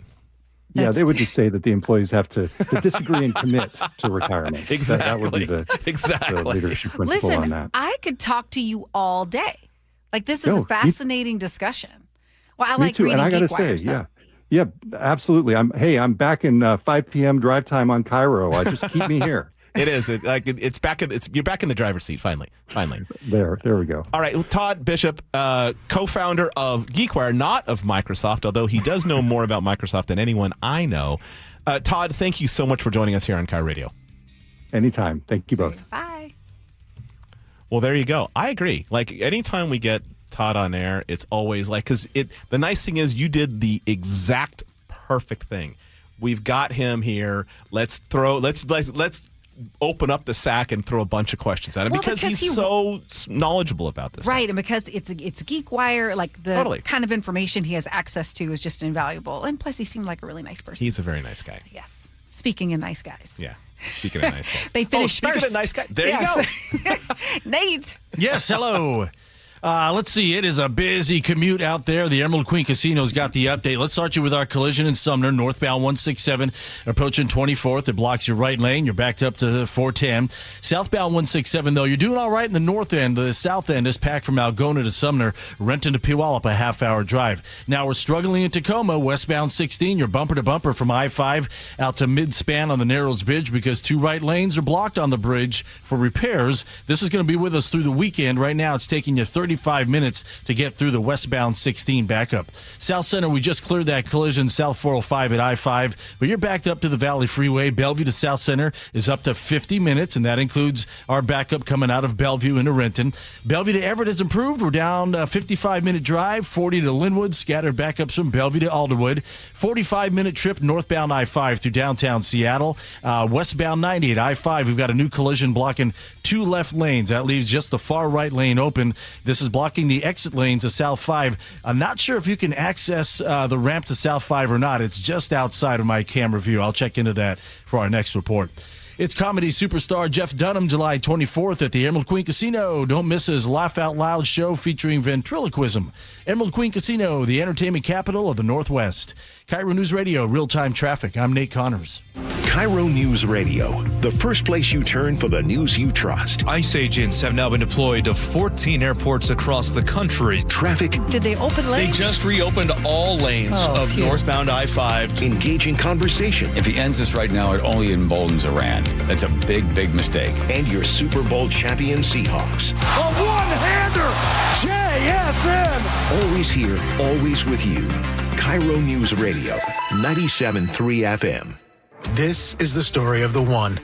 As a maintenance tech at a university, he knows ordering from multiple suppliers takes time away from keeping their arena up and running. That's why he counts on Grainger to get everything he needs, from lighting and HVAC parts to plumbing supplies, all in one place. And with fast, dependable delivery, he's stocked and ready for the next tip-off. Call 1-800-GRAINGER, click Grainger.com, or just stop by. Grainger, for the ones who get it done. I'm Ed Evans, CEO of Consumer Cellular. No, we're not one of the big guys. Truth is, we don't want to be. If you're over 50, Big Wireless probably has you paying for more data than you might need. You could be throwing away thousands over a lifetime. Our entry-level data plans start at just $20 a month. And for a limited time, switch and get your second month free. Call 1-888-FREEDOM, visit consumercellular.com or a store near you and get your second month free today. Plans include $5 credit for auto-pay and e-billing. See site for additional details. Chris Domine is a husband and a father. Chris is an athlete. Chris is even an Ironman. But 10 years ago, Chris was facing a very different story because his kidneys were failing. Basically, the doctor said, if you don't get a kidney transplant and if you don't do dialysis, you are going to die. Fortunately, Chris received a second chance at life, made possible by an organ donor. You know, your well-being changes from loss of hope to better times ahead. More than 100 million people in America are registered organ, eye, and tissue donors. People of every age and ethnicity, because they believe it's the right thing to do. Imagine what you can make possible by leaving behind the gift of life. Learn more and sign up as an organ, eye, and tissue donor. Go to organdonor.gov. A message from the U.S. Department of Health and Human Services, Health Resources and Services Administration. Gas prices are at record highs. Markets are volatile. And if you're retired or close to it, I know what you're thinking. Is my plan strong enough for what's coming? Most financial plans aren't built for times like these. They're built for the good times. And that's a problem. That's why one of the Northwest's best-known retirement attorneys, Rajiv Nagayach with LifePoint Law, is personally leading seminars where you'll learn why the planning you've already done may not be enough and what a real retirement plan looks like when your healthcare, housing, legal protection, and finances all work together. No sales pitch, no obligation, just 90 minutes that could change the way you think about your future and give you the peace of mind that you won't run out of money or become a burden on your family. Attend a free LifePoint Law retirement seminar in Puyallup on May 5th, Federal Way on May 6th, Bellevue on May 7th, or Linwood on May 12th. Seminars begin at 6:30 p.m. Seats are limited, so register now at lifepointlaw.com. That's lifepointlaw.com. On top of home and auto, Progressive protects your boat, RV, and motorcycle so you can explore the unknown. Actually, we just take the RV to the same campground every year. Well, maybe you can catch your own dinner on your boat. Oh, we can actually get pizza delivered there from this brick oven place we love. Will you at least try a new topping? Honestly, probably not. We kind of have a go-to order. Fine. Just bundle home or auto insurance with your outdoor vehicles with Progressive and stay protected when you go, I guess, where you've gone before. Progressive Casualty Insurance Company and affiliates. Not available in all states or situations. Workdays can be unpredictable, but your workwear shouldn't be. With a Cintas Apparel Plus program, you'll have freshly laundered garments for everyone on your team delivered every week. Cintas has workwear for just about any job imaginable, with high-performance fabrics and an uncompromising fit that stretches and moves with you. Don't leave looking and feeling good to chance. Visit Cintas.com. Oh, I'm ready! And get ready for the workday. If you're a homeowner looking to replace your comfort system, there's only one call you need to make. That's to Home Comfort Alliance, especially right now. As a Carrier Factory authorized dealer, they meet the highest standards for training, installation, and customer satisfaction. John Curley here. Efficiency, reliability, and quiet performance matter. Right now, when you upgrade to a Carrier cooling system, you get a heating system free. And they make it so easy with a 60-second price estimator. Visit HomeComfortAlliance.com now. That's HomeComfortAlliance.com. Guys, did you know your testosterone level impacts your energy, libido, sleep, weight, hair loss, mood, and even ED? And right now, Revive Men's Health Seattle will check your testosterone for free. They've helped thousands of men since 2011 feel and perform better. They're so confident they can help you, they even guarantee it. Schedule your free testosterone test, exam, and consultation today. Call 206-529-1111. That's 206-529-1111. Or visit ReviveMen'sHealth.com. KIRO Newsradio 97.3 FM Northwest News. Now, the latest from KIRO Newsradio and MyNorthwest.com. Good evening. I'm Aaron Granillo. President Trump tells reporters in the Oval Office today he is not setting any timetable to end the war with Iran. They want to make a deal. We have been speaking to them, but They don't even know who's leading the country. They're in turmoil. Now, as the ceasefire holds, CBS's Ed O'Keefe reports the U.S. military is still taking action. U.S. forces stopped and boarded another sanctioned tanker carrying oil from Iran in the Indian Ocean, a bid to ramp up pressure on the Iranians, who also have been seizing cargo ships this week. President Trump threatened to shoot and kill any Iranian boat laying mines in the Strait of Hormuz, meaning it'll likely remain closed, and the global oil and gas supply shock will continue. In the meantime, President Trump also announced the ceasefire between Israel and Lebanon has now been extended by 3 weeks. Microsoft announces it is offering voluntary buyouts to about 7% of its U.S. workforce. That's nearly 9,000 employees. GeekWire co-founder Todd Bishop tells KIRO Radio this is an unprecedented move. They're going to be offering it to people who have basically an age plus years at the company that equals 70 or more. So say you're 50 years old and you've been at the company for 20 years, you would qualify for this. Now, Bishop says employees who do qualify will be notified on May 7th. They'll have 30 days to decide. No specifics yet on that retirement package. Washington is heading into fire season with a bigger budget to fight wildfire. Here's KIRO Radio's Amanda Factor. The state legislature fully restored $60 million in wildfire preparedness funding cut last year. Commissioner of Public Lands Dave Upthegrove told Seattle's Morning News he spent the past year pushing lawmakers to reverse that cut. It's a heck of a lot cheaper to prevent and prepare for wildfires than to put them out. This comes as Washington enters a fourth straight year of drought. Upthegrove is urging you to be careful with campfires, follow burn rules, and create defensible space around your home. I love to channel Smokey Bear, who said only you can prevent forest fires. Amanda Factor, KIRO News Radio. FEMA is sending nearly $21 million to the Northwest for some long-term flood projects. Most of it's going to Oregon. Our state will receive a total of $1.4 million. That includes money for a culvert design in Enumclaw, a flood risk study in Snohomish County, and also some money for the Ecology Departments for a flood risk reduction strategy. To the real-time traffic desk now, here's Nate Connors. All right, Aaron, it is so busy out there all of a sudden. In fact, it is a real struggle getting into Seattle across the lake right now. Westbound 98 I-5, we've got a collision blocking 2 left lanes. That leaves 1 lane open. This is right at the exit to South 5. Right now, you're sitting in a bumper-to-bumper backup starting at Bellevue Way, so it's 40 minutes just to get through this. Westbound 520, you're bumper-to-bumper from mid-span over to I-5. It's a half hour from Bellevue on this route. We've got a collision on the West Seattle Bridge heading eastbound right on the Spokane Street Viaduct, blocking 2 left lanes. You're backed up to mid-span. Thanks to James Lynch for calling this one in. In South Center, we cleared a collision South 405 at I-5 about 20 minutes ago, but it left you with a solid backup starting at the Valley Freeway. So Bellevue to South Center taking right around 50 minutes, and that includes our usual backup coming out of Bellevue into Renton. Bellevue to Everett, 55 minutes, 40 to Linwood, scattered backups from Bellevue to Alderwood, and in Tacoma, westbound 16 is bumper-to-bumper from I-5 out to the Narrows Bridge, where 2 right lanes are blocked for emergency bridge repair. Plan on 40 minutes to get through this westbound 16 backup.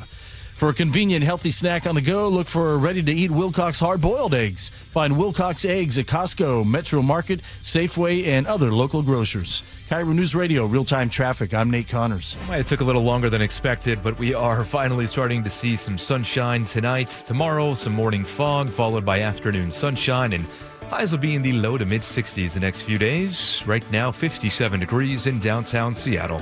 I'm Aaron Granillo, KIRO News Radio. Your best source for local news. You're listening to KIRO News Radio, Northwest News. All right, now is the time of the show where we spin the Wilcox Eggs Recipe-O-Matic. And it is pointing at guest host today, Angela Poe Russell. Angela. All right, so how does this, so this works, I give a recipe. You absolutely have to give a successful recipe. Okay. Not just any recipe. All right. And Aaron will judge that you involves eggs. Okay, so 2 Wilcox eggs. Yes. A whole banana, vanilla and cinnamon. Mix it all together and fry it in a pan. And you have a pretty amazing pancake. Yum! Wow, that does actually sound pretty good. It is really good. Like it's and then I put apple butter on it. Yeah. Yum! Oh, I want that validation at home. All right, so what do you think? Yeah. Aaron, what does Aaron think? Oh, yeah, that sounds great. I love that. I've done that before. Something similar to that. Yeah. You use like oats sometimes in that type of. Oh, yeah. Yep, you could do that. As a binder. But actually, the fat from the eggs is a pretty good job. Really? If you do egg whites, it's a little difficult. But Right. if you do the full egg, the full banana, the vanilla, the cinnamon, it actually works out really Sounds well. great. Mm-hmm. I'm a fan. Yum. All right. Well, we're going to stick with you then for the rest of this segment because I was meaning to ask this earlier. I'm kind of glad I didn't because now I get to hear the answer on air. Uh-oh. But to keep in lieu of the theme of the day, which is me asking you questions. So what's up with the musical you're involved with? Yes. Because we haven't talked about this in months, and I'm curious. Oh my gosh, we're 3 weeks away and I'm freaking out. I vacillate between being excited and freaking out. That's the appropriate response. Yeah, I mean, if you've worked on something for a long time and then it's about to happen, it's a little bit surreal. Yeah, absolutely. So we're in rehearsals. And actually today we're taking a field trip to the theater, and yeah, it's happening. Happy with the cast? Thrilled. What's really interesting, and I don't know if any of you have Can experienced. you sort of give us just a broad the musical. story? Yes. Yeah. Okay. So the musical is called Aviatrix. That word, some people are like, what does that mean? It's what they used to call female pilots. Absolutely. Back in the day. So before Amelia Earhart, there was this lady, Bessie Coleman, and flight schools didn't take women at the time. And then she happened to be Black and Native. So she was, at that time, 1920, you're definitely not getting in, right? So it was her journey of how she decided, how she was able to fulfill her dream of flying anyway. So it's really inspirational, motivating, a lot of perseverance, community. It's beautiful. Love her story. And so taking my journalism background mixed with a little creativity, and then I have an amazing composer who, she's pretty amazing. You were asking about the cast. Yes. I don't know if you all have experienced this, but I don't know if you've ever been matched with someone, like, someone plays matchmaker and they think you're going to get along, you think they're going to be perfect, and then you get together and you're like, we're not a match at all. Or maybe, it's at work and the vibe. And I can tell you that this cast, it's been magic. And it's been so good in terms of just people loving each other that I asked one of the cast members, is this normal? Because they do a lot of shows. And she said, no, this is not normal. Like, it's really, so in any work environment, you throw people together. You hope they get along because it's going to mean better work. And it's beyond what I could have imagined. And so which theater is this going to be? Oh, yeah. It's at Seattle Public Theater, and it runs May 15th to June 7th. So it has a 3-week run. And it's one of the bigger shows. It's had a lot of community support around it. Ticket sales are going great. And I'm just blown away by it. And what I'm excited about is so many young people are coming to see it, which is was a great motivator for me. Absolutely. Doing it. So does the composer write the music, or is the composer there to sort of take your ideas and actually turn it into a full score? Yeah, every project is different. In this case, our composer did all the music. The only thing we shared was lyrics. So I will write the book or the play, if you will, and as I'm writing, I'll come up with a concept of a song, concepts of a plan, right. And she actually makes it a real thing. And so it's like I sprinkle a little bit, she sprinkles a little bit, and then together we kind of make something beautiful. And in some cases, she'll just take a song from beginning to end and do it herself. And the reason why I chose her as a composer is her background is so diverse, whether it's opera, gospel, hip hop, kind of country, like she's done it all. And so she brings all of that to the show and makes it shine. So how did you run across this? Because it sounds like the type of story I would have read immediately because I was wanted to be a pilot when I was a kid. So I was reading about everyone who became a pilot, particularly way back in the day when it was very difficult to become a pilot. How did you find the story? Had you heard about her before? I had not heard about her before. And this is the part that is why I did the story, because I was so frustrated that I had not heard of her. I was like, wait a minute. She was before all these other people that we hear about. And she had extra barriers because she was a cotton farmer, like sharecropper in, Waxahachie, Texas. Right. How did she go to being this world-renowned pilot? I mean, that's quite the contrast. And yet her story's just been ignored.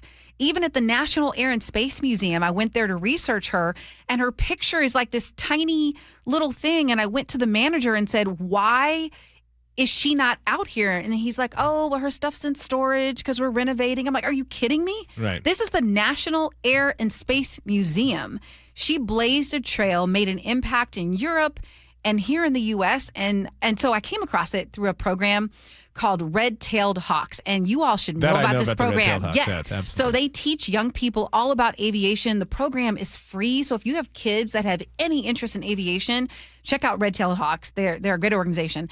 And at one of their fundraisers, they featured a performer who shared Bessie Coleman's story. And I was like, wait a doggone minute. How is it I had not heard of her? Right. And she was, first of all, female aviators in general are a different breed. You are literally choosing. Especially for them. Oh, wow. Have you met a few? Yeah. I mean, so you know what I'm saying. Oh, yeah. Yeah. A little different. Yeah.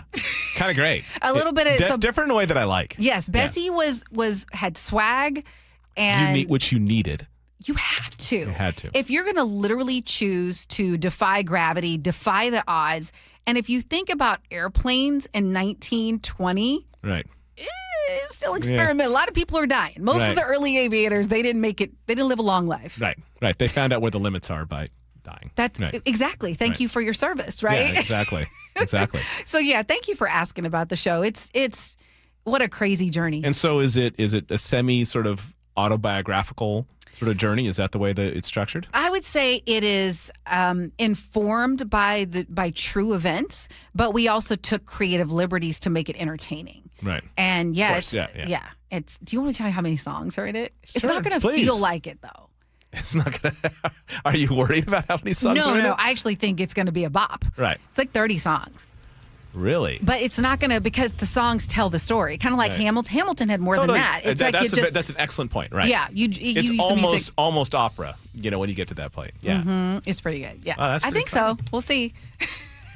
I guess the reviewers will tell me if we believe them, right? Yeah. So, I'm excited. I'm going to be going. I So, hope you yeah. come. Let me know when you're Absolutely. coming. Yep. Absolutely. All right, Nate.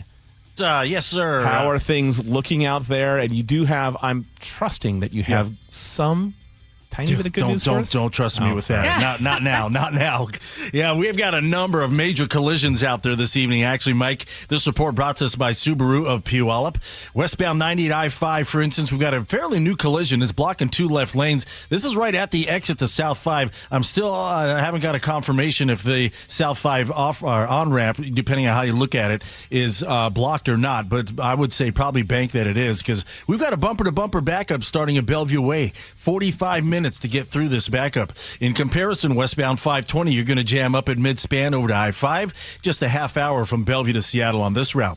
We have a collision on the West Seattle Bridge. It's eastbound right on the Spokane Street Viaduct, just past Highway 99. It's taking up two left lanes, so that leaves one lane open. You're backed up to mid-span. Once you get through this, though, you're in the clear until you get to I-5. North 5 through Seattle, bumper to bumper from the Michigan curve to the Ship Canal Bridge. 40 minutes to get through this. Bellevue to Everett has improved to 50 minutes, 35 to Linwood. Got scattered backups in Kirkland starting at 520 up to the Alderwood interchange. And in Tacoma, westbound 16, we're bumper to bumper from I-5 to the Narrows Bridge because two right lanes are blocked for bridge repair. Plan on 40 minutes to get through this westbound 16 backup. With the high gas prices, now is the time to buy a hybrid or all-electric at Subaru of Puyallup. Great selection and pricing are at your stress-free dealership, SubaruofPuyallup.com. KIRO News Radio, real-time traffic. I'm Nate Connors.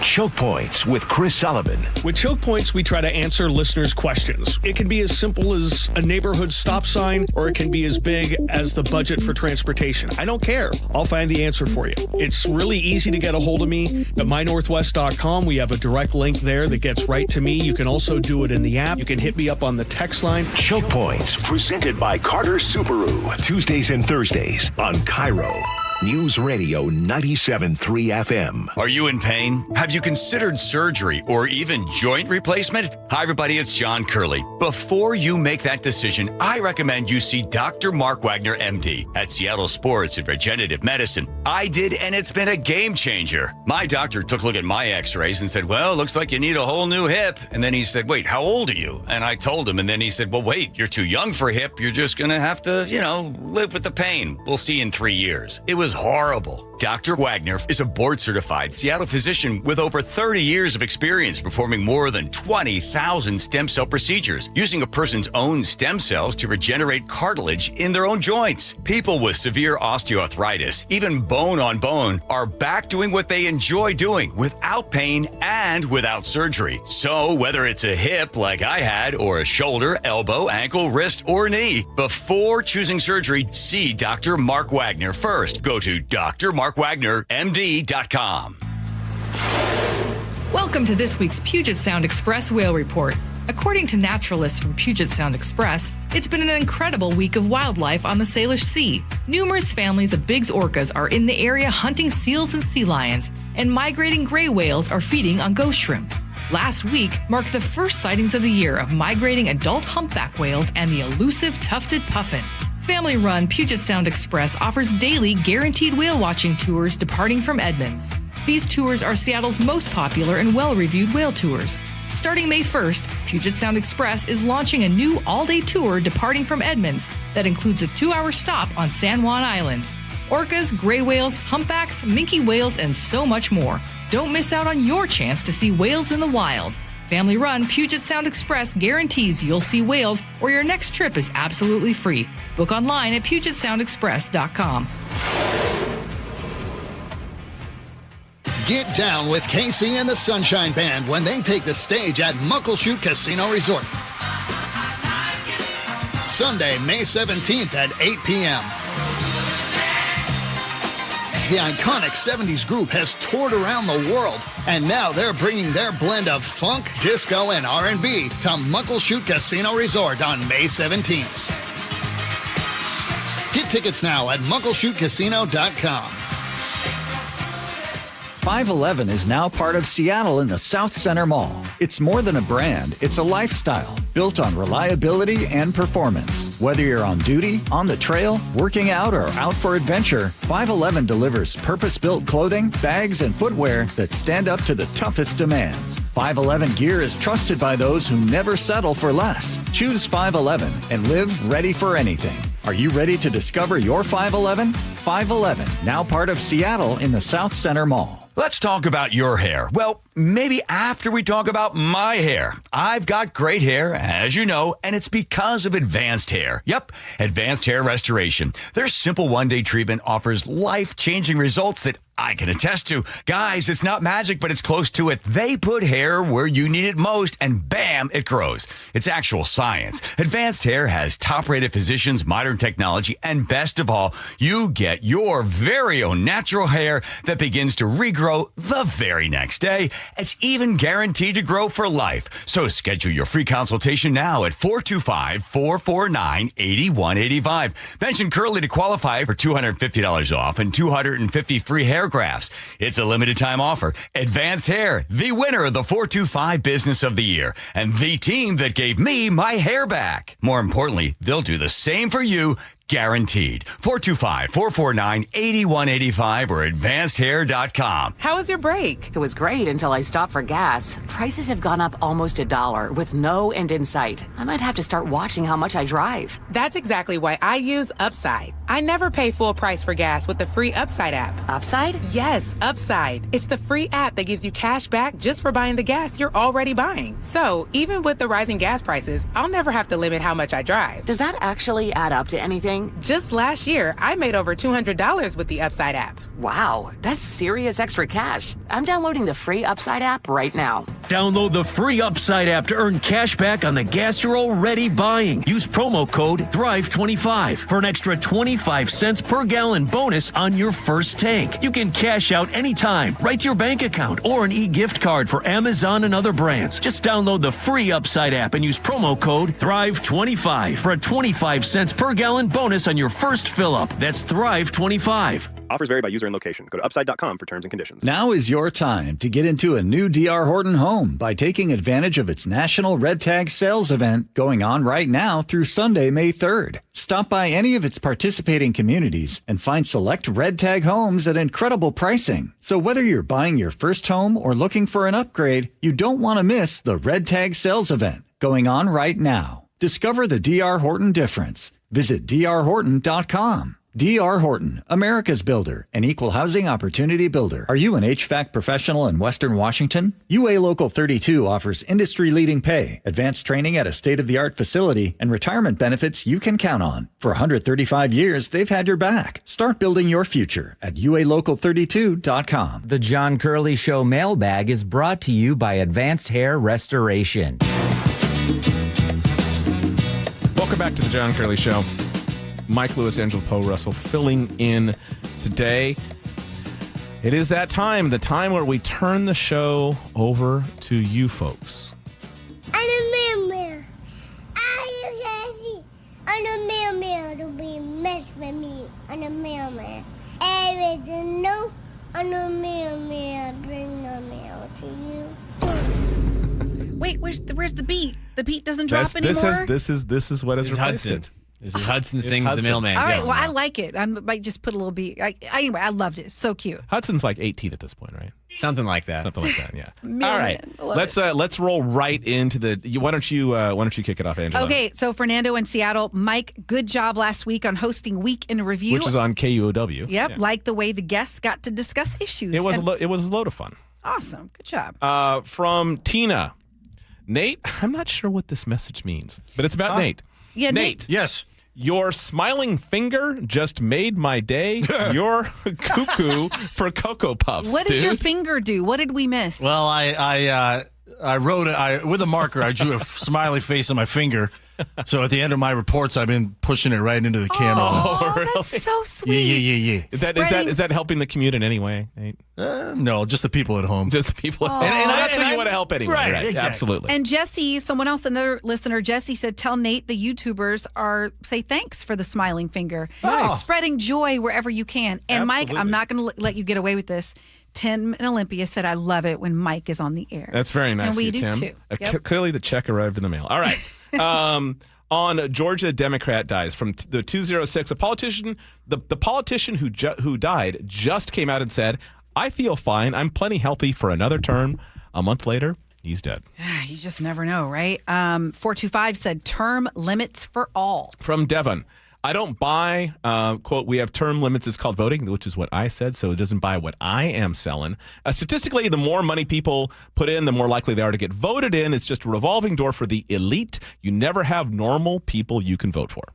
Okay. I'm sorry. I was distracted. Should I do 323 or the next one? You can do 323. Okay. Mandatory retirement for airline pilots is 65. If we won't let people fly a plane after that age, why would we let them fly a country? And which is what we were describing when we were talking about the politician who just died, that maybe, being 80 is a bit old to be like running the country. Mm-hmm. On getting older, Larry in the 206, wait until 60 to 70, 50 to 60 seem to go without much change. Yeah, I bet that's true, actually. It's like it's probably, how snowball, like it just goes faster as it goes down. It makes me think like that. Okay, Boeing engineer says, I was just about to accuse Angela and the dude of being ageist till the dude said he's 60.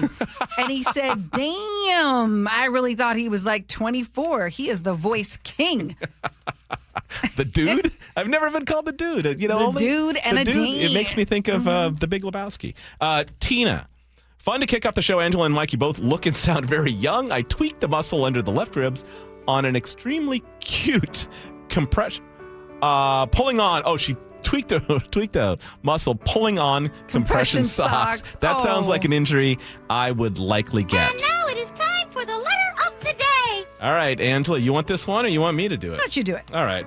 Fair enough. If I can just turn to it rapidly. And here we go. Angela. First off, ARG, the best combo ever with Mike Lewis and Angela Poe Russell. Yes. Angela, I can't wait to see the Aviatrix, thank you, at the end of May, taking my 13-year-old daughter and her two aunties. Aww. Very come sweet. See the Aviatrix. I love that. And I love that people are getting familiar with the term who maybe haven't heard of it before. It's as a newspaper or as a journalist, you're being a newspaper person too. Absolutely. There's something interesting about seeing the old headlines of like the Aviatrix. Absolutely. Very, very cool. All right, folks, we've got another hour for you. Didn't write no more. She left the gloom hanging round my front door. All right, traffic brought to you by Carpet Liquidators. While we are clearing out in some areas, others are only getting worse, like westbound 90 at I-5 here in Seattle. This collision continues to block 2 left lanes right at the exit to South 5, and we've got a bumper-to-bumper backup starting at Bellevue Way. 50 minutes to get through this. It's only 35 minutes on from Bellevue on westbound 520 with a thick backup from mid-span over to I-5. Still got a collision on the West Seattle Bridge, eastbound on the Spokane Street Viaduct, blocking 2 left lanes. And if you're South 5 doing all right, it's thick in Northeast 50th to I-90, but North 5 solid from the Michigan curve to the Ship Canal Bridge. 40 minutes to get through this. Get your entire home installed for just $99 at Carpet Liquidators. From carpet to flooring, Carpet Liquidators has got you covered. KIRO News Radio, real-time traffic. I'm Nate Connors. Local news from local voices you trust. Flights out of Joint Base Lewis McChord. KIRO News Radio. Questions about whether the Pentagon is deploying special forces to the Middle East. The news you depend on. Gas prices up 25 cents in the last week. Conversation. Then all of a sudden, Trump comes out, hey, we're having productive talks. And your Super Bowl champion Seahawks. Touchdown, Seahawks! KIRO News Radio 97.3 FM. Streaming everywhere on the KIRO News Radio app. John Curley here. Hi, everybody. I was thinking the other day that I can't think of anybody that wants to replace a heating system.